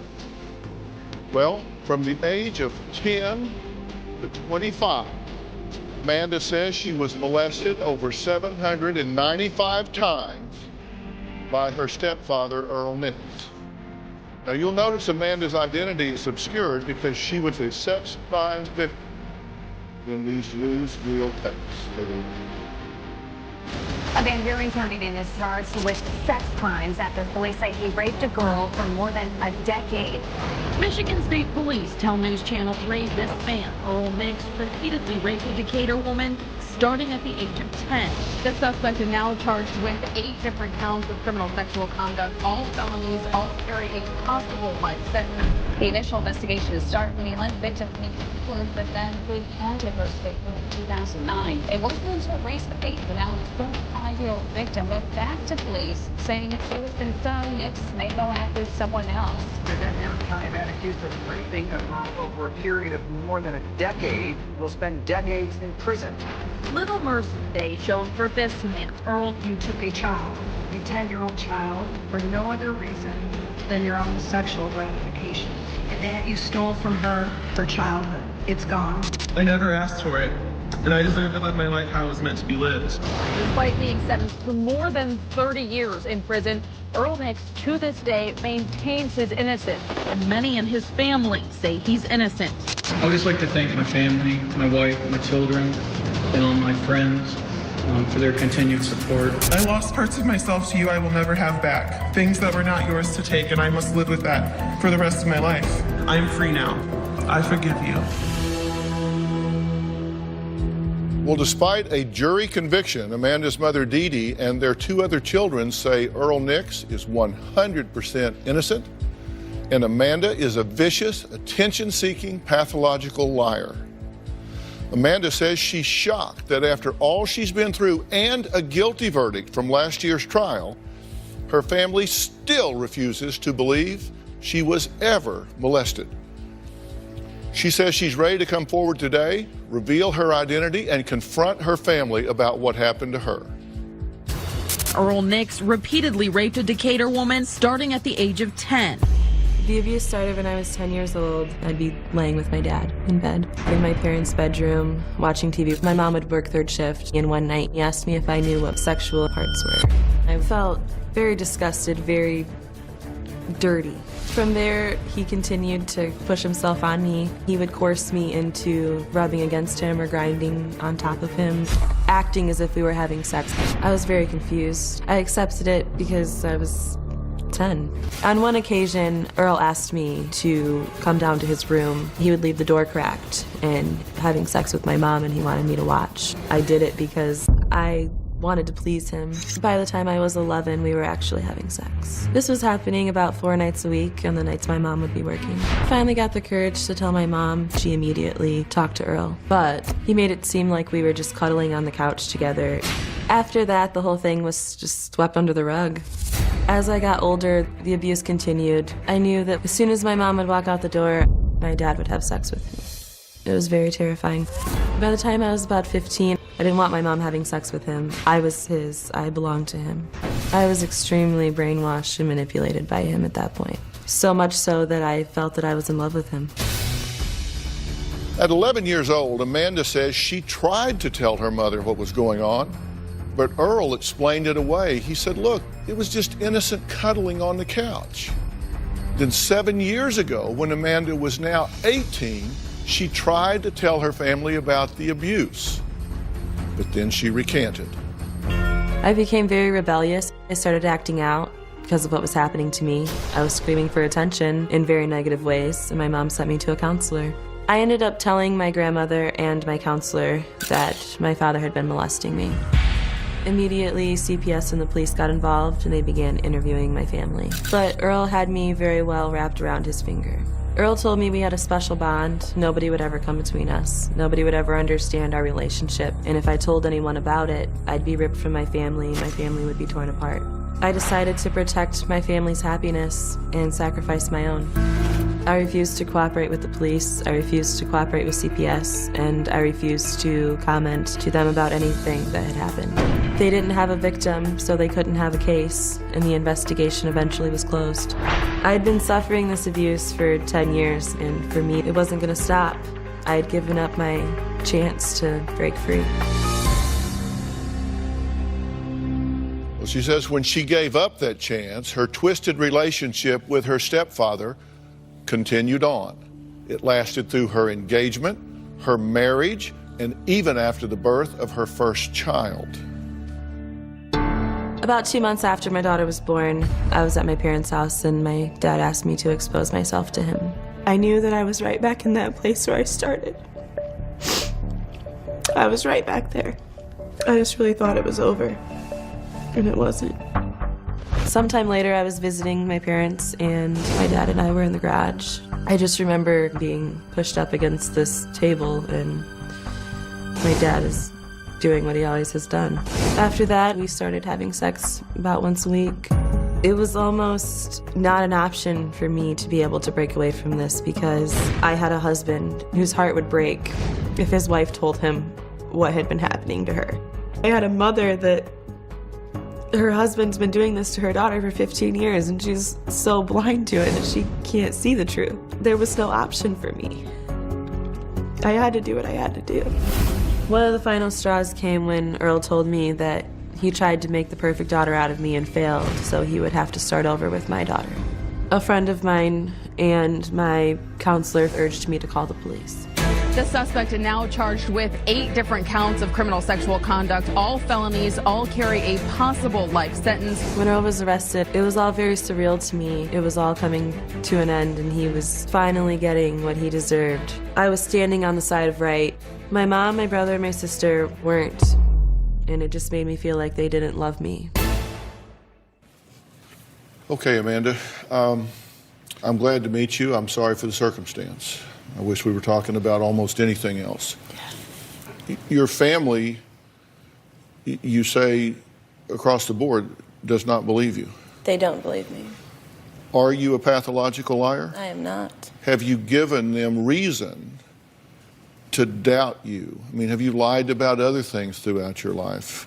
I mean, I guess when I recanted my statement, that was a little confusing for everybody, and I'm sure that when I was 11, and I told and Earl manipulated the situation and I agreed with him, I mean, I'm sure that's all confusing for them. This began when you were 10 years old. Yes, it it was almost a year before he actually completed the sex act with you. Yes. It was then when you went to your mother. Yes. What was her first reaction the split second you told her? And she started crying. She hugged me and she said, "I'm so sorry this happened to you." So in that split second moment, she did believe you. Yes.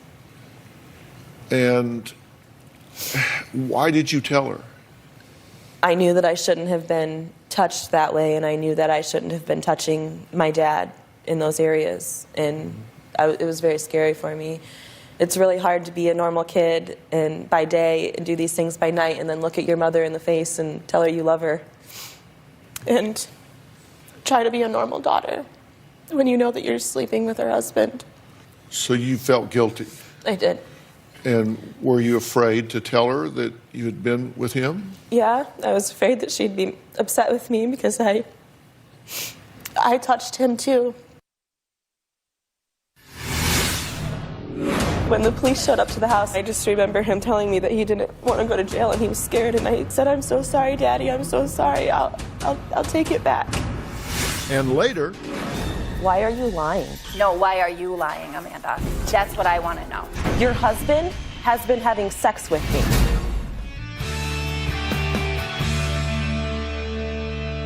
How did it feel when your mother did believe you and she did say, "I'm sorry that happened to you"?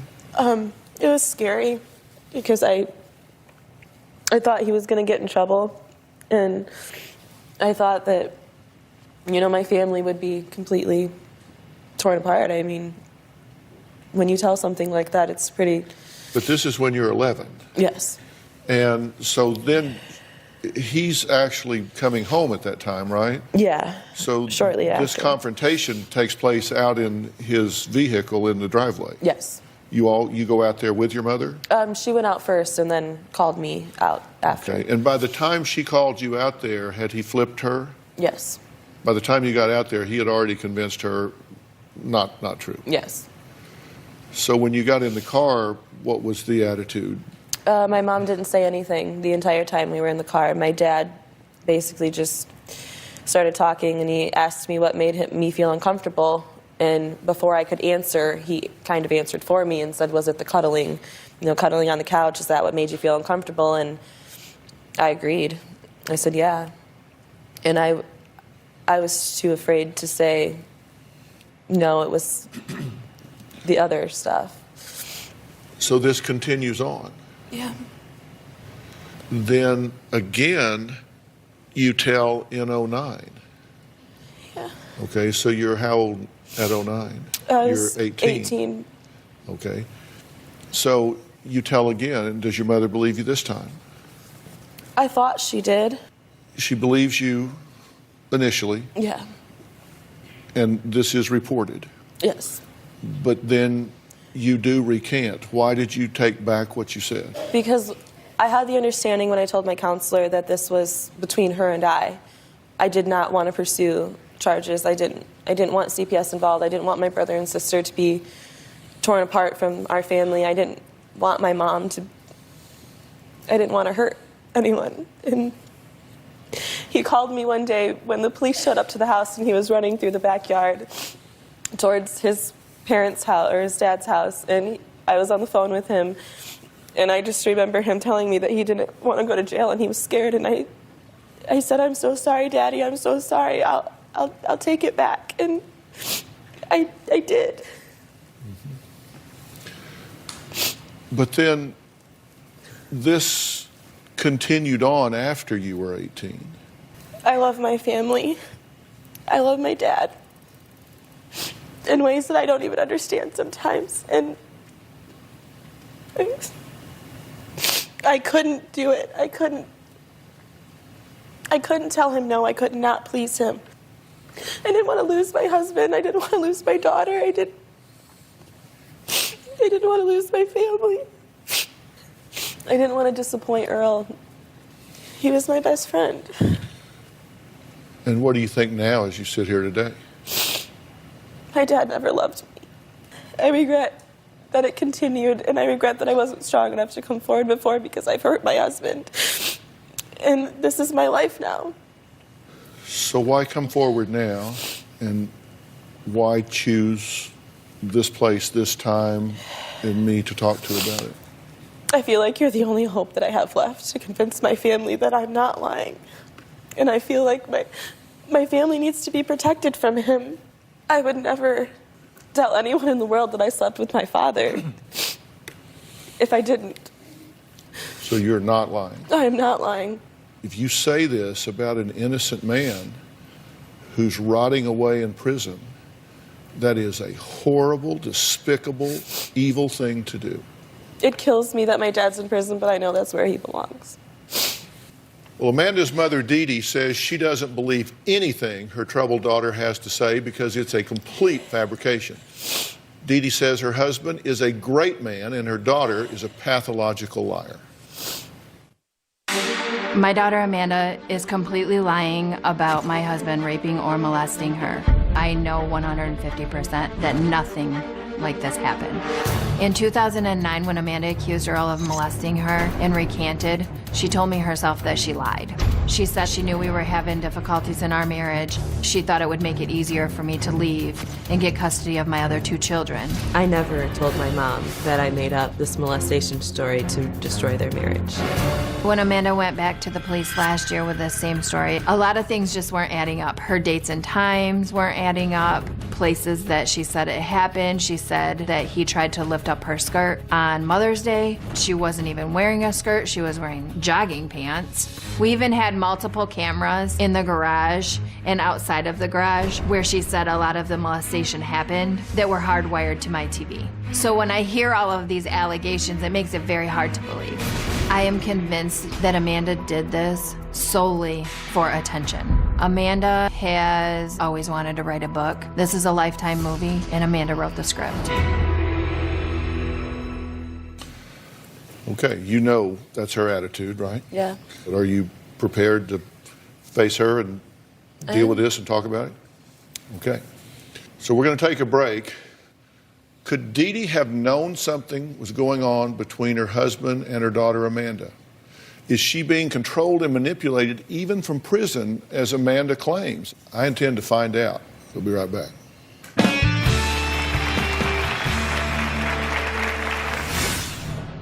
It has nothing to do with him manipulating me. You're right. It has everything to do with you not being a mother. Your husband has been having sex with me. And later, what if she's telling the truth? And I can understand that. Ever since Amanda was a child, she's lied about everything. I didn't lie any more than any other kid would lie. I wouldn't just make up random lies all the time. That's insane. When Amanda was 18, she was diagnosed with bipolar disorder. During that time, everyone walked on eggshells in my house. Amanda was out of control. We fixed so many doors, broken windows. She would just start screaming and pulling out her own hair for no reason, run out in the street, lay down to say she's gonna kill herself. I am not bipolar. I was misdiagnosed as being bipolar because I was acting out. I was having sex with my dad. I was living this double life. How is a kid supposed to act? Well, Earl Nix adopted Amanda when she was 5 years old. 20 years later, he sits behind bars, convicted of 6 counts of first-degree criminal sexual conduct and 2 counts of third-degree sexual conduct for what he did to Amanda. Her mother, Dee Dee, says it's all lies. He didn't do anything to Amanda, and she joins us now. So I'm glad you're here. How do you come to the conclusion that your daughter is lying about this and the man you married is telling the truth? Because I know them both. There were 5 people that lived in that house. We walked on eggshells. Because your daughter was being molested by your husband. But I don't believe that. And it has nothing to do with him manipulating me. You're right. It has everything to do with you not being a mother. If that's what you feel. Well, you were not the greatest daughter either. Because since I was 10, your husband has been having sex with me. How do you think that I'm supposed to act? especially when you call me a liar. When you okay, if support you him. say that for 14 years, he's supposedly been doing this. 7, you didn't live in our home, and you initiated and charged him money. I don't understand that. I don't understand a lot of facts to this story. I can pick out things that you've said in your story, and I know that's not true. I know it didn't happen. Really? Because you said I was actually wearing jogging pants on Mother's Day. You were. I had a pink and white polka dot dress on, No, and you I didn't. have pictures to prove it. When he was laying down in his bed watching TV and I went to say goodbye to him, he tried to lift it up, and you all were sitting in the living room. No. I went in there by myself. Why are you lying? No, why are you lying, Amanda? That's what I want to know. Okay, well, what I want to know is there something you know that makes you comfortable in believing that this man did not do this? There's more than one thing, Dr. Phil, and just the amount of time alone. If we take the low number of 795 times, and then you calculate all the stuff that has happened in our lives, the surgeries, the vacations, the times that she testified herself didn't happen, it would have had to happen over 4 times a week. And that's just not even something that is a thing. She wasn't even at our house that often. For a period of 8 years, she was in the house. Yes. From 10 to First half. 18. Yes. You believed her when she told you at 11. She didn't tell me at 11. Everybody keeps telling me that she told me when she was 11, and I don't remember her telling me. At the time in 09, when she did come to you at that point with the counselor, they talked about this. Complaints were filed. Not followed up on, but filed. You believed her then? I was in a state of confusion, but yes, I was standing behind my daughter. Because you made statements Yes, I did. to Child Protective Services and all at that point. I did. You made statements to them.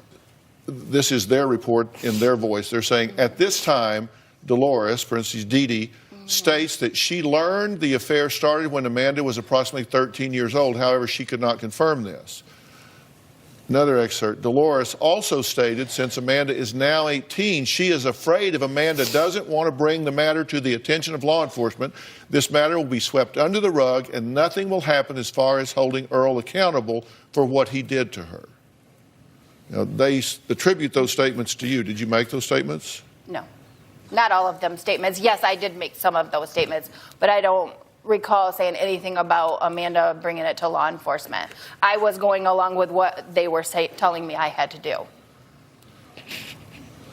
And I think I remember saying that I said something about I knew that this would end in a divorce. So clearly this was on your radar in 09. Yes, it was. Absolutely 100% on my radar. Okay. All right. And then she recanted Yes, she did. this report at the time, which you can understand at that point how that would be confusing to your mother. Yes. Because you said it and then you said, well, no, never mind. I'm very angry at the whole situation. Which doesn't sound to me like a rape thing, sounds to me like a whore. And later, Do not bring my grandmother into this. She's my mother, and I can bring up anything I want. She'd be ashamed to. of all. You're my mother. You are my mother. You Do are not my yell at mother. me. Don't abandon me. closed captioning provided by... Here's my question. Does your belief in Earl go up and down with whether you're liking him or not at the time? And does your belief of Amanda go up or down with whether you two are getting along at the time? Do you tend to believe who likes you No. at the time or who you like at the time? No. And I'm not being I know. a smartass when I say that. We do have the tendency to believe people that we like, and we tend to believe those that like us. Mine That's and the truth Amanda's of it. relationship has always been strained. We're not going to sit here and pretend like we were close buddies all the time. Yes, I did crave attention from Amanda because she never let me in. She rebelled on every aspect. If I told her the sky was blue, she was going to tell me it was purple and be mad about it. Mom, I rebelled because it was so hard. I had to keep you at a distance. And I Mom, can why don't understand you that if you had to recant it in 2009 because you... Okay, but let me ask you something. What if she's telling the truth? Let's assume that from 10 years old forward, your husband, in your absence, nobody's saying that you fostered, sponsored, endorsed this, but let's say that from 10 years old, your husband has been going in and raping your daughter. Let's assume that's true. Let's assume that she is a rape victim from the age of 10 at the hands of your husband, and that through that process, he, with a position of power and authority over a child, has gotten in her head and convinced her that this is okay, you want this is a good thing, this is our bond, all of the stuff that rapists and molesters say when they groom a victim and get control of a victim and take power over a victim. Let's assume that that's true. Let's assume that if she sits here today, however she might have been difficult in other areas, that in this area, she's telling the truth. How would you feel about that? What would your thoughts be? I would be devastated. I don't even know how I would feel.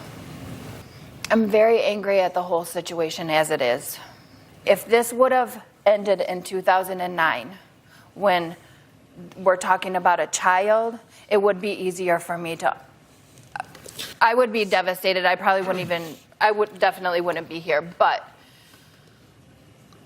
that's not all we're talking about. I understand. And then people are saying I put my head in the sand from 2009 until 2015, and that's a lie. If anything, I was more curious about everything. I was more suspicious about everything. I understand that what you're saying is, but wait a minute. She started saying, if you're going to do this stuff to me, buddy, you're going to pay for it. You're going to pay for it. $50 for this or $100 for that. You say, that sounds like a whore to me, is what you said. That sounds like a prostitute to me. How is that a victim?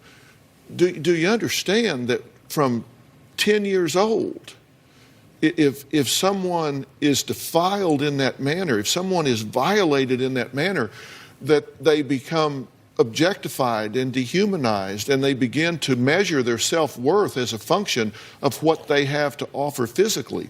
Do you understand that that is in complete keeping with the exact mindset of someone that has been raped, molested, violated across time? Yeah, I know how a rape victim feels. But you're saying that doesn't sound to me like a rape victim, it sounds to me like a whore. But if she just all of a sudden at 20 came over and said, by the way, Dad, how about we start having sex and I'm going to charge you. He's actually the one that suggested that. Would be a different situation, but we're talking about someone that has been violated from the age of 10. We're hypothetically now. I'm saying if. I'm still in my hypothet here. If, in fact, this had happened, then you can understand how that might affect the value system and moral compass of a 10-year-old child going forward, right? Yes. That is something that I remember. You remember that, but you don't remember when I was 11 and I told you that Dad raped me? I do not remember you telling me that. Closed captioning provided by... When she was 13, you took her to the doctor and had a gynecological exam done, and you asked him if she was intact. It was a female doctor, but yes, I did. Her, if she was intact. Why did you ask that? Because Amanda and another one of her friends had boys in the house, and it was a concern because At the time, our youngest daughter was like 2. Amanda was babysitting her. And that's how we even found out that there were boys in the house, and they were in the bedroom and had locked my youngest out. So you weren't doing that I'm sorry, that's actually a lie. I went to the doctor because I've had very, very severe periods since I began them, and that was why the exam took place. The boy situation, that she's completely... Well, no, I didn't ask why the exam took place. I asked why the question was asked. That's why I asked the question, not why you went to the doctor. But that's why you asked the question, because you thought, is she being promiscuous? Yes. You didn't ask it because you were curious if your husband had been having sex with her. No, that is not why. And what did the doctor say? That it was still, that her virginity was still intact. So we asked you for that medical record, and you said, I don't have it. They won't give it to me. You said, but you told us you couldn't remember who they was. No, I know who the doctor is. I gave them the doctor's name and the doctor's office, but Amanda is an adult, and I did call to get the medical records, and they said, even though she's my daughter, she's an adult, and I can't access them. We actually badgered you about that, actually. We even asked your lawyers about it, because the courts obtained my medical records. Because our thinking was, wow, if that's true, that could be exculpatory evidence, at least call into question. That might be, I mean, if my spouse was sitting in jail for 36 years and I had something that would call into question, I think I'd have that sewed onto my arm. Yes, and we gave that information to his first attorney, not the attorneys he has now. The prosecuting attorney obtained my medical records. Well, then where's the report? Where's the record? I've been asking you. I don't have the medical records. I cannot obtain them. Why can you not obtain them? Caleb? Is this, you represent her? We represent He Mr. represents Nix, Dr. Earl. Phil. What we're doing is we're going through the process of obtaining those records. It's not very easy to get those records. You can't just subpoena it and all of a sudden it shows up. There's HIPAA regulations that we need to jump through certain hoops. Once we were made aware that those records might exist and they weren't brought forward in the original trial, again, we didn't participate in the original trial. We worked on the sentencing and the appeal at this point. So we're going forward, doing everything we can to get those records. And if we get those records, we think that should be enough for the appellate court to give us another shot at a trial and put that information in front of a jury. Yeah. It seems odd that if you had that kind of information available to you, that you wouldn't have that. I mean, it's that been is a long something that I time. remember, and I did tell the first attorney about that. You remember that, but you don't remember when I was 11 and I told you that Dad raped me? I do not remember you telling me that. It's very convenient. Well, we did ask you about it numerous times. We actually kind of badgered you about it because we were trying to get about the medical records. Yes. And you said you didn't remember who the doctor was. No, I have the text message on my phone that I give to, I'm sorry, I can't remember her name. And I told them the doctor's name and the doctor's office and what town it was in. Because I didn't know if you guys could obtain them. In your text, you said it was a female doctor. Yes, I did. I'm trying to remember her name. She isn't there anymore. That's what I meant when I said you didn't remember her name. I asked the attorneys if they had them because I knew that the prosecuting attorney had them. But Earl's original attorney did not use those records in court. Okay. All right, well, we need to take a break. Next, Amanda says her grandmother is the one person in the family who does believe her.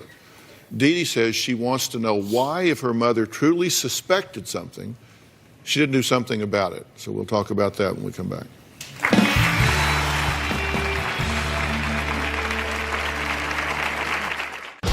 In pictures, I noticed that Amanda would be clinging on him, having her arm wrapped in his like a girlfriend would. Several times over the years, I've tried to talk to my daughter, but she just brushed me off and told me I was imagining things. I was shaking when the jury came back. The judge asked if they had a verdict, and they said yes. And they began reading all the counts, and I heard guilty. And I just stared at the ceiling, and I just thanked God for finally making this happen. They didn't believe him, they believed me. That was the first time that that's ever happened. And it felt great. He couldn't manipulate the jury, and he could no longer manipulate me. Amanda claims her stepfather, Earl Nix, molested and raped her from the age of 10 to 25. It wasn't an affair, it wasn't sex, it was rape. She says she told her grandmother Sharon in 2009, who in turn called Dee Dee and told her. Sharon says Dee Dee has allowed Earl to control her every thought and has even turned Dee Dee against her own daughter. My daughter Dee Dee doesn't believe that anything happened to Amanda. She believes Amanda made the whole story up out of spite. When Amanda was about 10 or 11 years old, I got a phone call from Dee Dee, and she told me Amanda had just told her that Earl was messing around with her. I told her, Dee Dee, bring the kids over here and we'll figure this out. She never came over. She called me back and said Amanda made up the story. That never happened. Even if I had told her that, knowing my mom, there's no way she would have let that go. One time I was babysitting for Dee Dee and Earl, and as I walked in the front door, Earl came walking down the hallway from the kids' bedroom, straightening his pants, and I just thought that didn't look good. On another occasion, Earl lay down on the floor in front of the television on his back. Amanda laid down on top of his legs, and her face was directly in his lap, and I looked at my daughter, and she looked away. Even in pictures, I noticed that Amanda would be clinging on him, hanging on him, holding his hand, having her arm wrapped in his like a girlfriend would. Several times over the years, I've tried to talk to my daughter, but she just brushed me off and told me I was imagining things. My mom claims that I always knew and that I put my head in the sand. Well, if she always knew, why didn't she do anything about it? If I suspected that my granddaughter was being sexually abused, I don't care who I offended, I would call the authorities. Well, Sharon, thank you for being here. Who knew what and when did they know it? Well, I'm sitting here listening, and I've sat through the trial, and I don't know why, Dee Dee, that you don't remember calling me, but you called me right after Mandy told you that the very first time when you This were... is at 11 years of age. Yes. And you said, I'll call you back, Mom. And I said, okay. And then when you did call me back is when you told me that you had been outside with Mandy and Earl, and that Mandy had said that it wasn't true. And I don't know why you can't remember that. I don't remember that. Well, it doesn't surprise me because your grandmother was just like that, too. Anything bad, they don't remember. Don't bring my grandmother into this. Do not bring my grandmother into this. She's my mother, and I can bring up anything I want to, She'd be ashamed first of of all. you. You're my mother. You're my mother. You are my mother. You are my mother. Don't abandon me. We are adults. Don't abandon Do not me. yell at me. Yeah, we are adults, aren't we? And it's exactly why you shouldn't call me a liar. You should have more respect for me, too, because you did call me. No, I didn't. Yes, you did. I don't remember. Well, I calling don't you. care if you remember or not, because I do remember, So, Dee Dee. Like you you take said, it a on grandmother your isn't going to place. let that go. So when you called me, my heart fell to the floor. Don't tell me what I heard and what I Don't yell didn't at hear. me. I'll yell at you anytime I want to, No, you because won't. you can yell at my granddaughter Dr. that's Phil, your daughter. I'm Well, done. Personal weapon. Whoa. Let's not deflect this situation here. We're here talking about your daughter. Caleb. And I'm What do done. you want him to do? You're embarrassing yourself. okay, let's just take a breath and we'll also take a break. Now, coming up, the recorded phone call Amanda says proves her 15-year-long special relationship with her father, Earl Nix, was sexual. Her mother has never heard this call. We'll talk about that when we come back.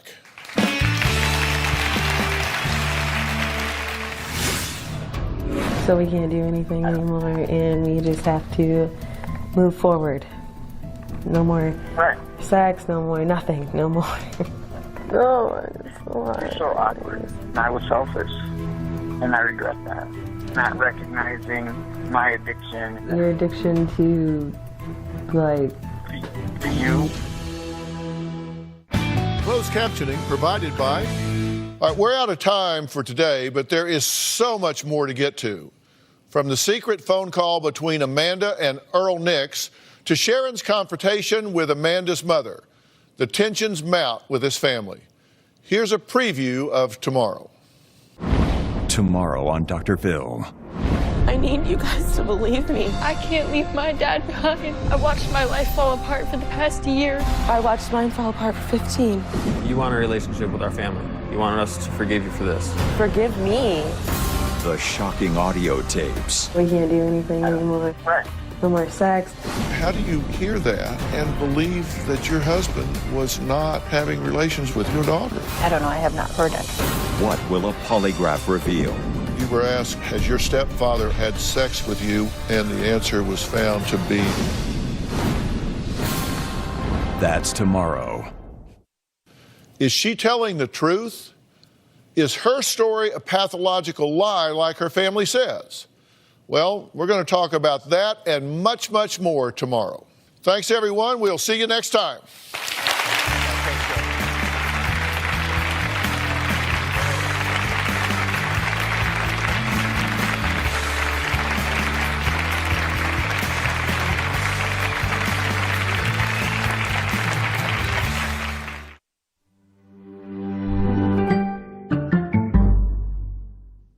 Viewer discretion is advised. Today on Dr. Phil. The gun went off. Everything turned black. I was shot with a sawed-off shotgun. In the blink of an eye, You shot her in the face. 2 lives were changed forever. I think I'm a victim as well. What was taken away from you the moment that gun went off? My future, my dreams. For the first time, shall we go? I have to. 21 years, the victim She wanted our money. She said, bitch, I want it all. and the perpetrator I don't feel like it was my fault. are going to come face to face. Let's do it. Why don't we stop all the drama, stop all the fighting, and let's go get you better. Here we go. Have a good show, everybody. If I can help get this family back on track, are you willing to do that? Ready, free, take. This is going to be a changing day in your life. Go, Dr. Phil.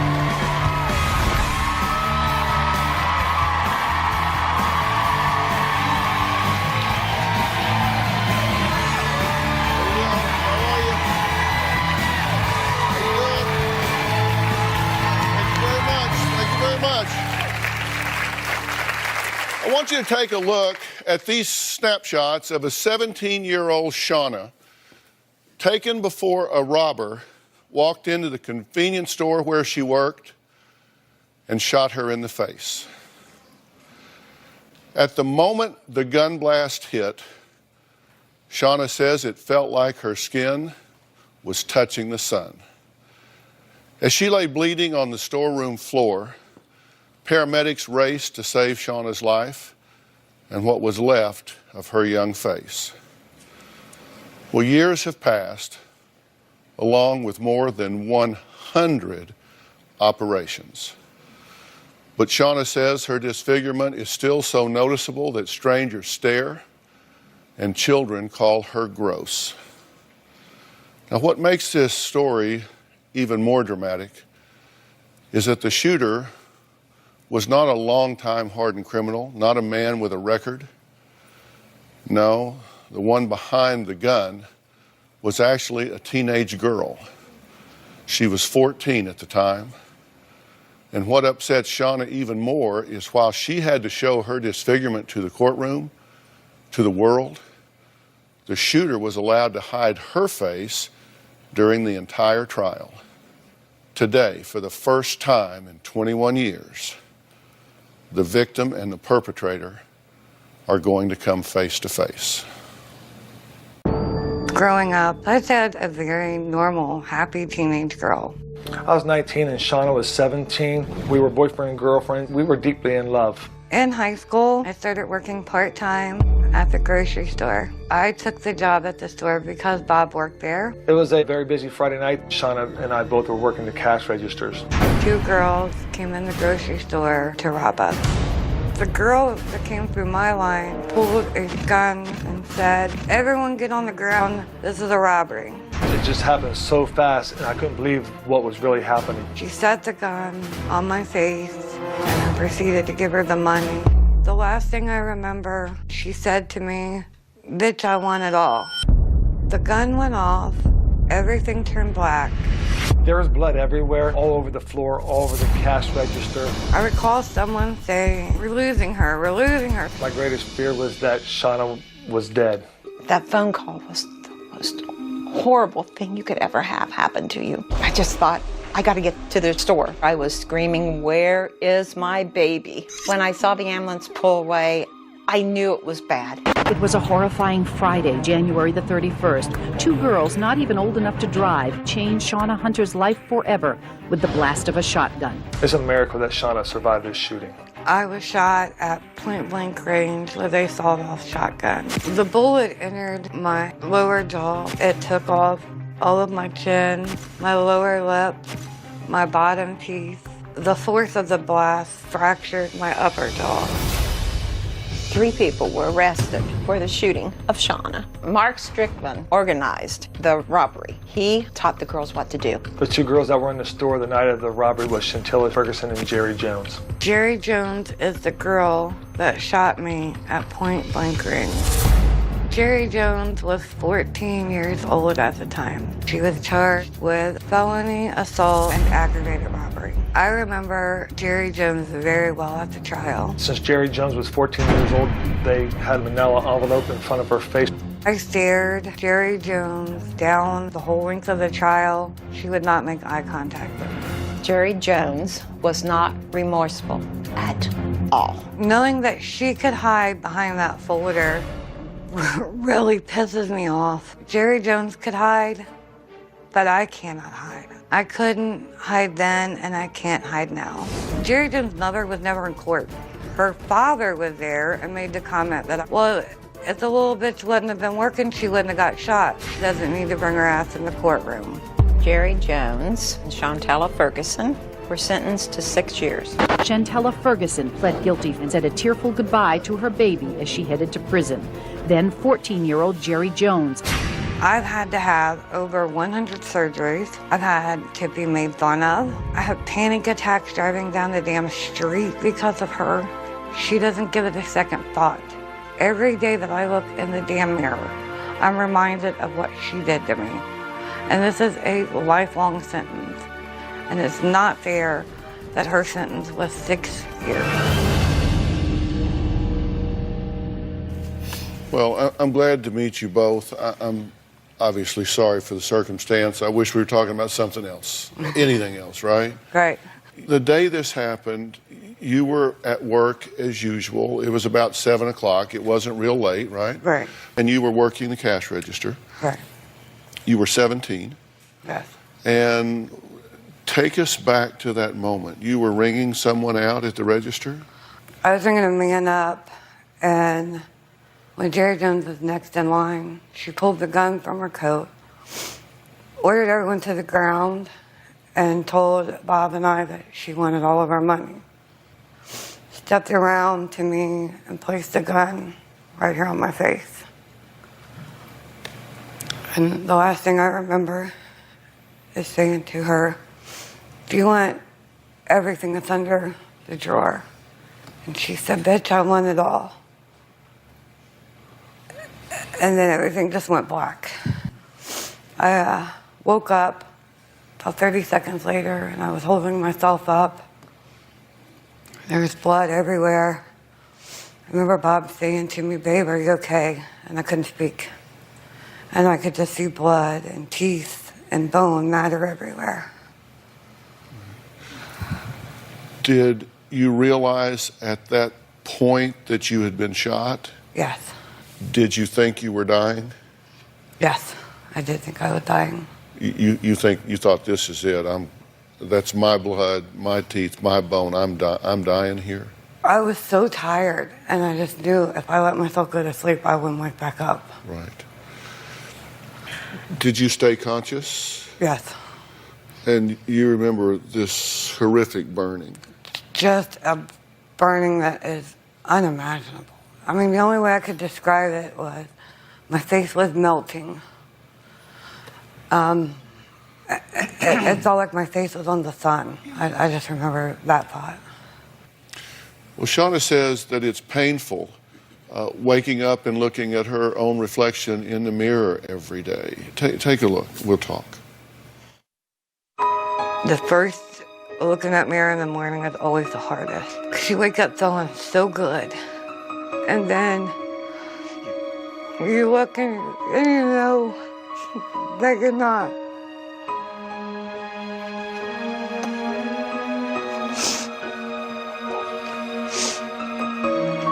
It's hard a lot of days to do your makeup and try to be as normal as possible.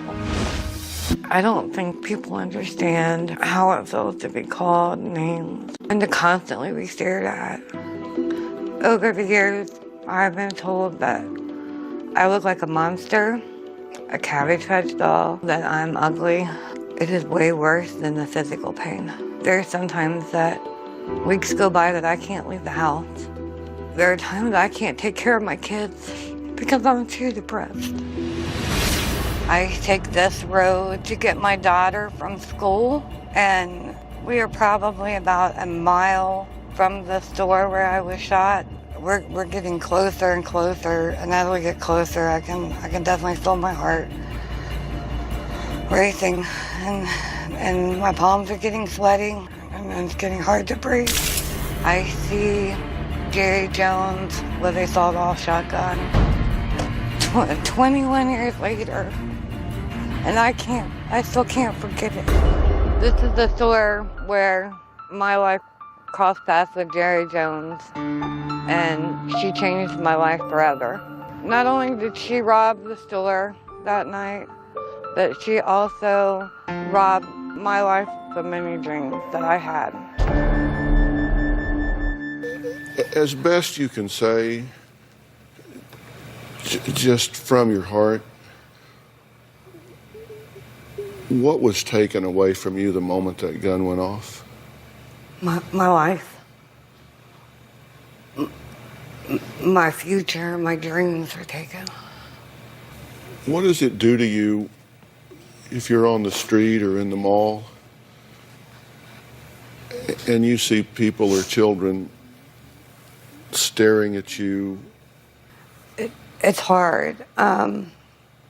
When I see them stare, and I understand it's human nature to look, it's rude to stare. And when I see them stare, it reminds me that I am different than everyone else. And then it just makes all of the memories flood back into my mind. And it's that videotape that plays over and over in my mind of her pulling out that gun and just being so scared. And it's awful. Shauna says her ordeal was so traumatic that she still has nightmares all of these years later. Because my paths crossed with Jerry Jones that Friday night, I didn't go to prom, I didn't go to college, I didn't get to live my dreams. My dream now is to have one good night of sleep. That's a dream. At least 3 nights a week, I have nightmares that Jerry Jones is after me. She has many nights woke up screaming. The nightmares are so real. It really feels like I'm there. With seeing the gun in Jerry Jones' hand and her holding it up and saying, "This is a robbery, everybody get down." Jerry Jones is always running after me with a gun, and I'm trying my best to protect my children and to save everybody from her. And I'm trying to run, and I'm crying, somebody's after me. Shauna has told me that. She's dreamed of being shot again, lying on the floor in the blood. There is no doctor, there's no medicine, there's nothing that can stop the nightmares. My fear about Shauna's nightmares is that she's going to jump up and do something harmful. I'm afraid that the nightmares will increase to the point to where I can't leave my house anymore. Now, you came here for a reason, because you want to stop these nightmares. You want to get some healing here. And seeing this person, facing this person, maybe getting an apology, I don't know what she has to say, but you think there's some healing to be found in facing her and talking to her. And I know that's a scary thing for you because of what you've been through. But we're going to do that soon. The former teen that shot Shauna in the face has been backstage listening. We have not allowed her to watch, as she has never seen the damage that she has done to Shauna's face. Now, that moment will happen in person a bit later in the show. Now, before they meet face to face for the first time in all these years, I want to talk to Jerry alone. That's next.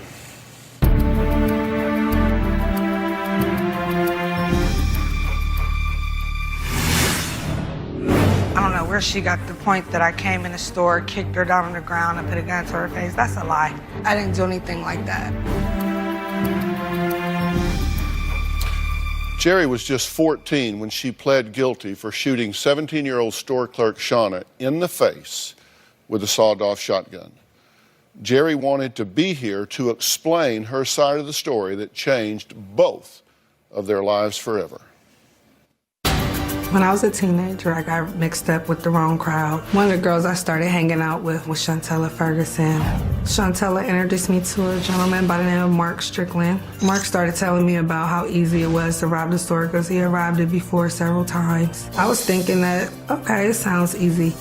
Mark gave us clothes to put on, the trench coat. He provided the gun. The gun was a sawed-off shotgun that had a red scarf tied around it. I said, okay, did the gun have any bullets in it? He said, no, it only takes one bullet, but there aren't any bullets in it. When Shantella and I entered the store, I just pulled the gun out and said, give me the money. When Shauna was pulling the money out of the register, the gun just went off. I was like, oh my God, what the heck? I didn't know what to think. I didn't hold the gun to Shauna's face and shoot her. I don't remember pulling the trigger on the gun. I grabbed the money and ran. Can I take a break?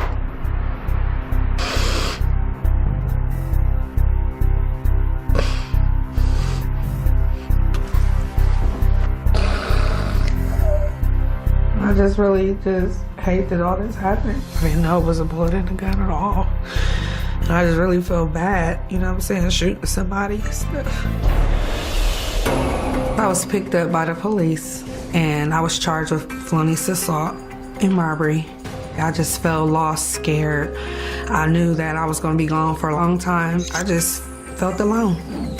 Once that jail door closed, I was alone. I was only 14 years old at the time. I ended up serving 6-year sentence for the crime that I committed. When I was in jail, I made a conscious decision to turn my life around. I regret what happened. It's important for Shauna to know that I didn't mean to hurt her, even though I do take full responsibility for what I done, but my intentions were never to shoot her.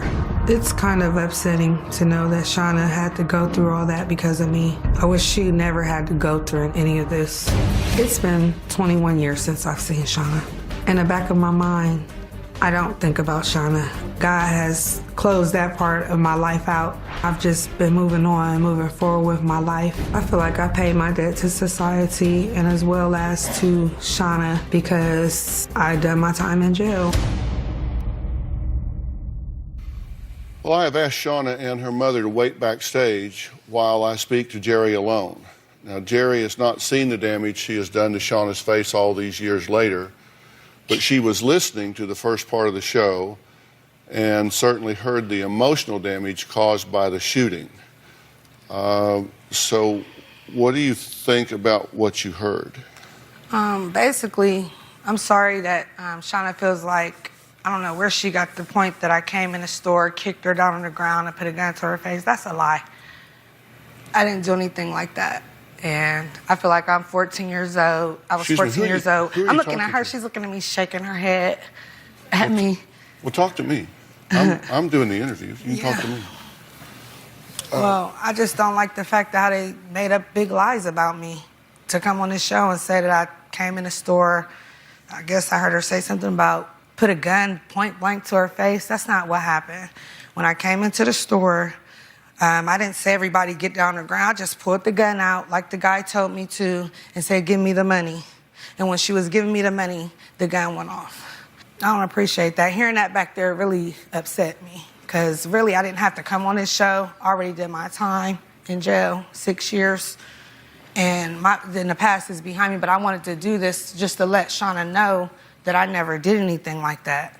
She's saying what her recollection of this was, and I do appreciate you being here because I think you can give something to her that can help her a lot in her life right now. And you say that you didn't come up in there with all this, everybody get on the floor and put a gun point blank to her face and shoot her. No, absolutely not. But the fact is, she was shot point blank. Yeah, she correct? was shot. It wasn't point blank. I didn't stick a gun up to her face. When I took the gun out, it was a hair trigger gun. It only took 3 pounds of pressure to go off. If I shot her point blank, they would have charged me with attempted murder. So okay, well, what I didn't.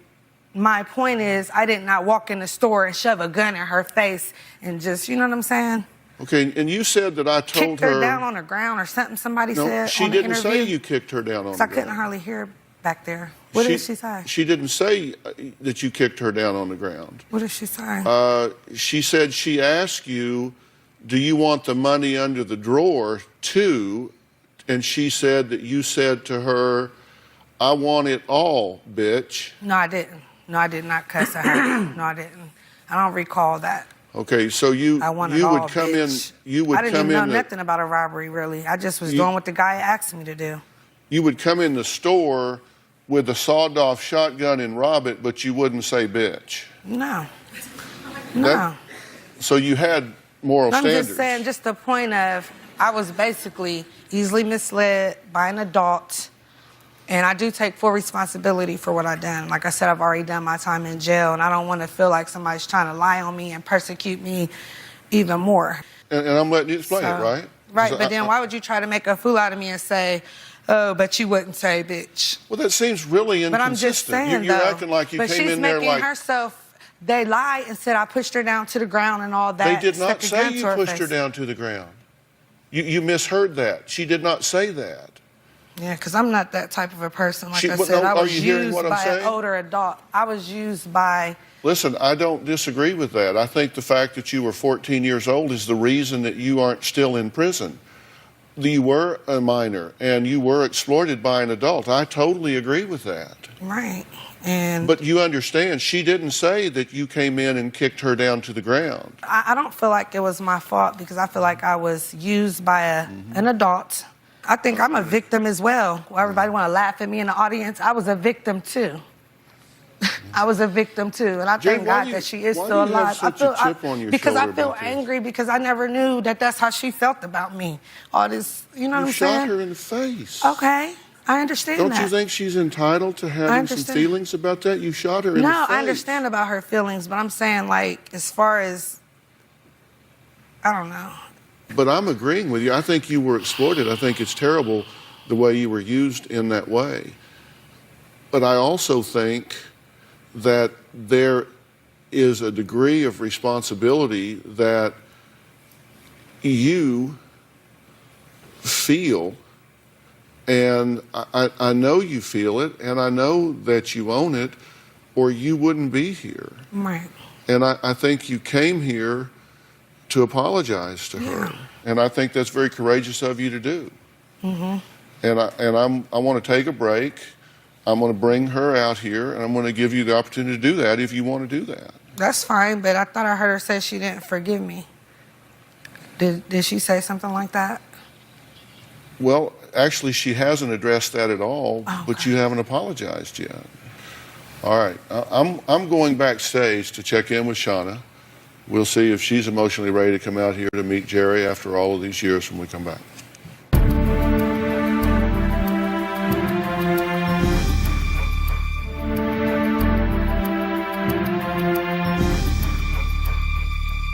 How do you feel about talking to her? I'm okay with talking to her. I'm good. I recommend that you do it, and I'll tell you why. I think monsters live in the dark.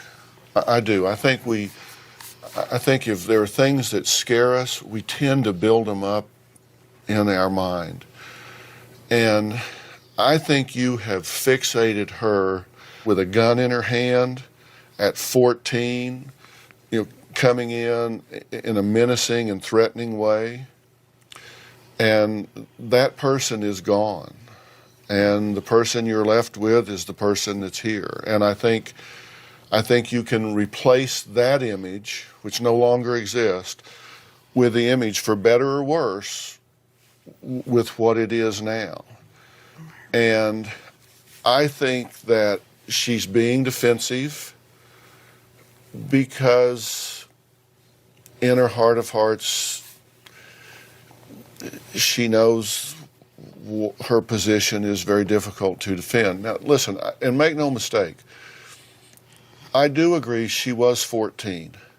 She was used and abused by an adult at 14. That doesn't excuse what she did, but sometimes people just can't give you what they don't have. But I think it's good for you to talk to her. I think it's good to tell her how you feel. Don't be intimidated by her in any way whatsoever. Just tell her how you feel, and let's hear what she has to say. And I think you'll feel better for filling in the blank. Right. But it's totally up to you. I'll be right there with you. Your mom will be on one side, I'll be on the other. We'll be right there. Shall we go? I have to, yes. All right, let's do it.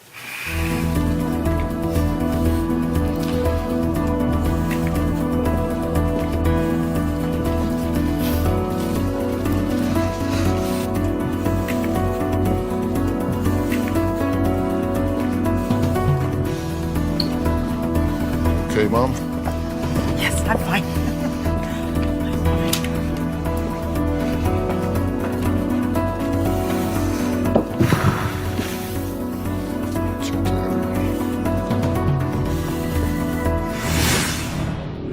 I've already done my time. We got a lifetime.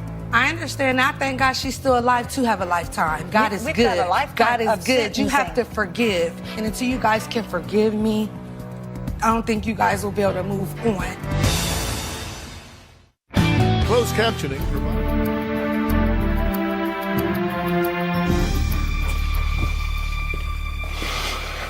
Jerry, this is Shauna. This is her mother. Hi. Shauna, this is Jerry. You've not seen her for a long, long time. Right. What did you want to say? I just don't want to be afraid of you anymore. Oh, I'm so sorry. I don't want to be afraid of you anymore. Yeah, because I never meant to hurt you. I promise. It was an accident. I didn't even know. I'm so sorry. I don't want to see any more of my nightmares with that gun. Yes, ma'am. I'm so sorry. Tell her what you've thought about. Tell her what your experiences have been since that time. I had 2 children. And when both children started school, they had to hear, your mom is ugly. Your mom is a monster. I have heard that I shouldn't go out in public looking like this. I've got so many names I'm stared at every day. Every day.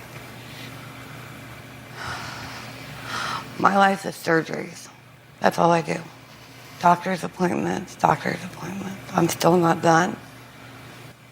There's times I'm so depressed I can't leave my house. And I can't take care of my kids.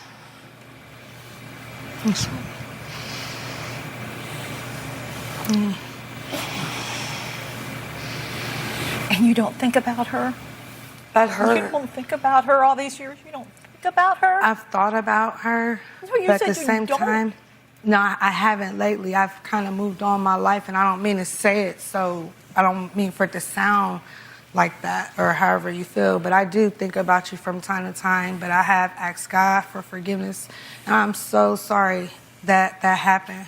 You know, I'm so sorry. You didn't have to do it. I didn't. I didn't mean to. It was a hair trigger gun. The gun only took one bullet. You didn't have to have the gun in your hand? I didn't have to. I was easily misled as a child. I apologize. I thank God that you're still alive. You didn't have you to were set shot it in to the my face. face. Huh? You didn't have to set it on my face. I didn't set it on your face. I remember pulling the gun out and asking for the money. And I remember you put the money in a brown bag And at that point, when I was reaching for the money, the gun went off.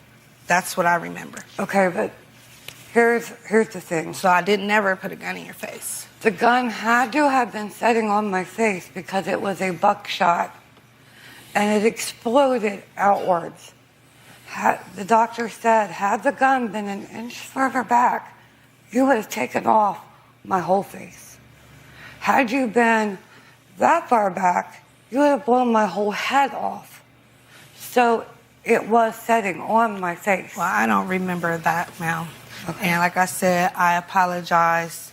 Do you apologize that happened to her, or do you apologize for your role in this? Yeah, I've already done my time, and I do apologize for my role in this. We got a lifetime. I understand. I thank God she's still alive to have a lifetime. God is We've good. got a lifetime God is of good. You have sentencing. to forgive. You have to be able to forgive to move on. And until you guys can forgive me, I don't think you guys will be able to move on. I have forgiven myself. That's why I'm able to move on. I haven't had a nervous breakdown, lost my mind, or anything else. I have. You have? I have. Okay, well, I apologize for that. I do forgive you. But it angers me that I have to live with it every day and you don't. It angers me. Yes, ma'am. I understand that. It angers me that nobody has to know who you are. That you can walk around and nobody has to stare at you. That angers me. I just want you to know I'm so sorry. I'm really sorry, ma'am. And I decided to come on here. You know, I knew I would be opening up a big thing, but I went out on a limb. You know what? It's like you were saying, nobody has to look at me funny, but they can if they want to now, you know, but hopefully hearing both of our sides of the story, I just didn't let that stop me. Right. Even though I know I was 14, everything was sealed off. Like I said, nobody knew anything, but I was willing to be a woman. Thank you. And Thank come you. on this show and let you know I'm so sorry. I'm so sorry, ma'am. Thank you. That's not the kind of person I am. Can I give you a hug, if you don't mind? I want to be over. I'm sorry.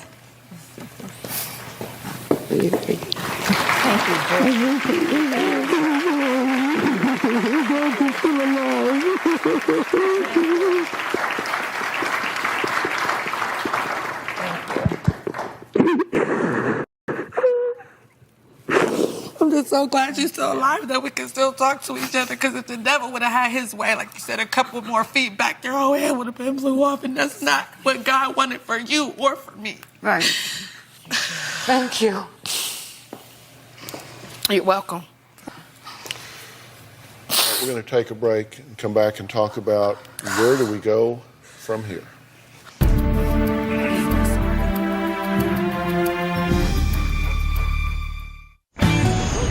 Today, 21 years later, I still have to be strong and supportive for Shauna. I never ask myself when it's going to end, because I know it's a life thing for Shauna. Shauna's a very strong individual.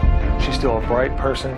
She's still a beautiful person. It's not what's on the outside, it's what's on the inside.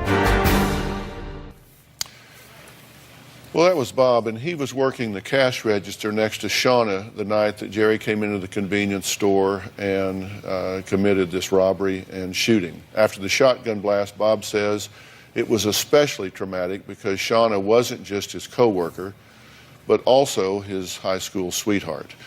I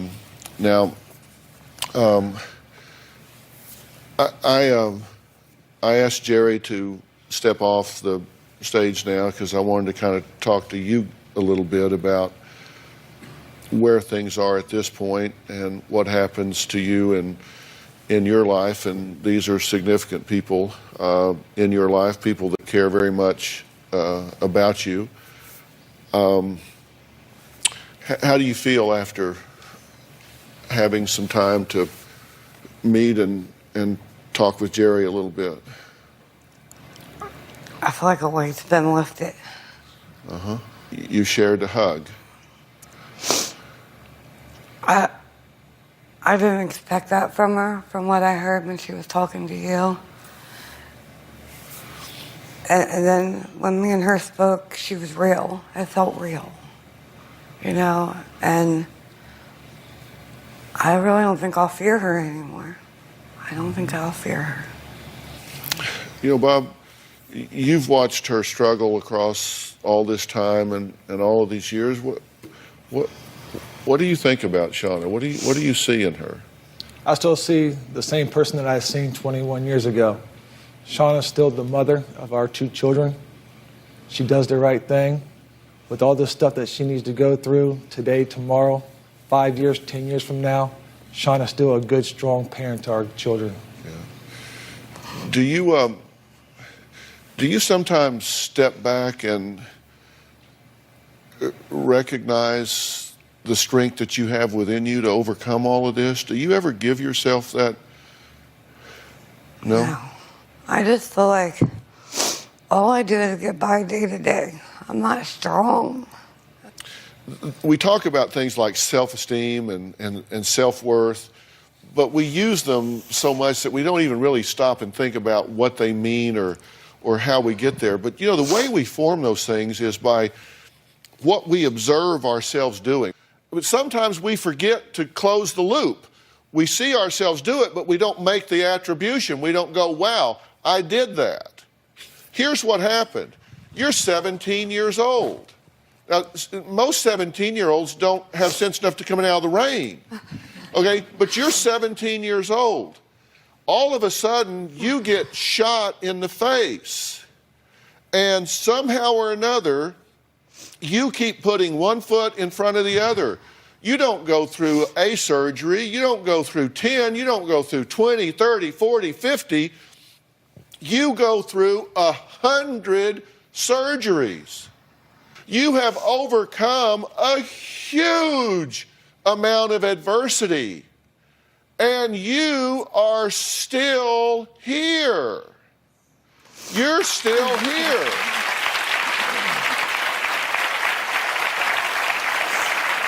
We're going to come back and talk about what post-traumatic stress is. You might be experiencing in your life. I think you have been in yours, and I want to talk about how to eliminate that from your existence. We'll be right back.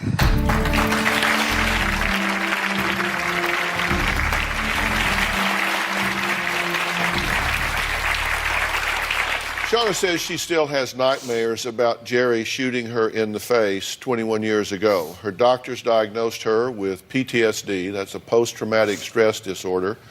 It's the same thing that too many of our servicemen and women are returning with from the Middle East. And listen, you don't have to be in war, you don't have to be shot to experience this. It can happen from a lot of different traumatic events in your life. Do you think that you suffer from PTSD? Absolutely.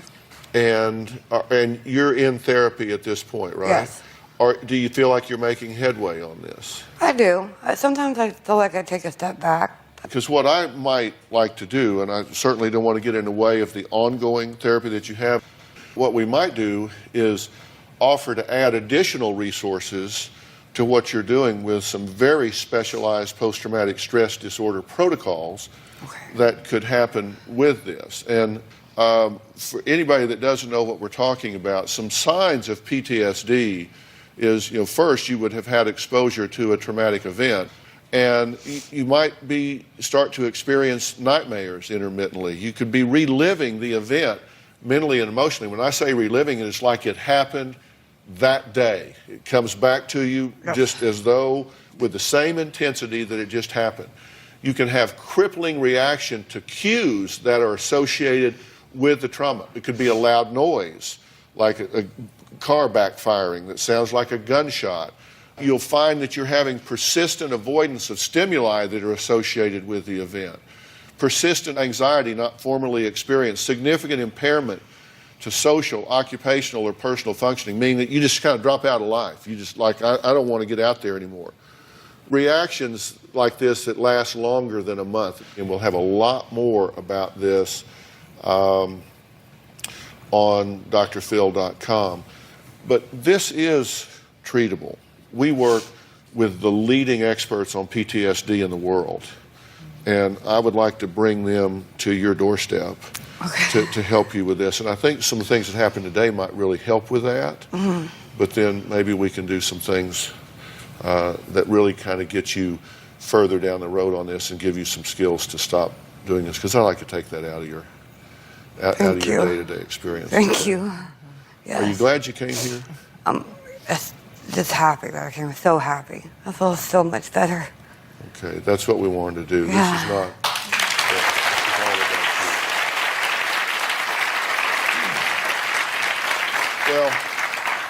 Well, we're going to take a break. Life does go on. We'll reflect on all of that for all the people involved here when we come back.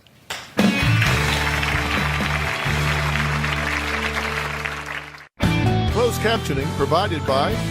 Well, I want to thank all of our guests today. And, you know, sometimes, I think, Jerry said it pretty well. It's been a lot easier for you to stay home and just go on, but you didn't do that. You came here and reached out and talked, and I think you're very glad that she did, and I think you gave her a real gift today, and that means a lot. And I hope you kids are really proud of what your mother did today, because she came here and stepped out. And so let me see. We've got twins here, right? Yeah. And the twins are Dynasty and Diamond, right? Yeah. And then this is Destiny. Yeah. And then this is Cody, right? Cody. So God bless all of y'all for Thank you. being Thank here. you. Your show. So thank you so much. And listen, thank you for coming. And I'm so glad to hear you say that you're glad that you did come. Yeah. And I think that I know you're glad to hear her say that she came. Yeah, thank you guys for forgiving me. I really appreciate that. I'm so sorry. Yeah. Thanks for being here so long.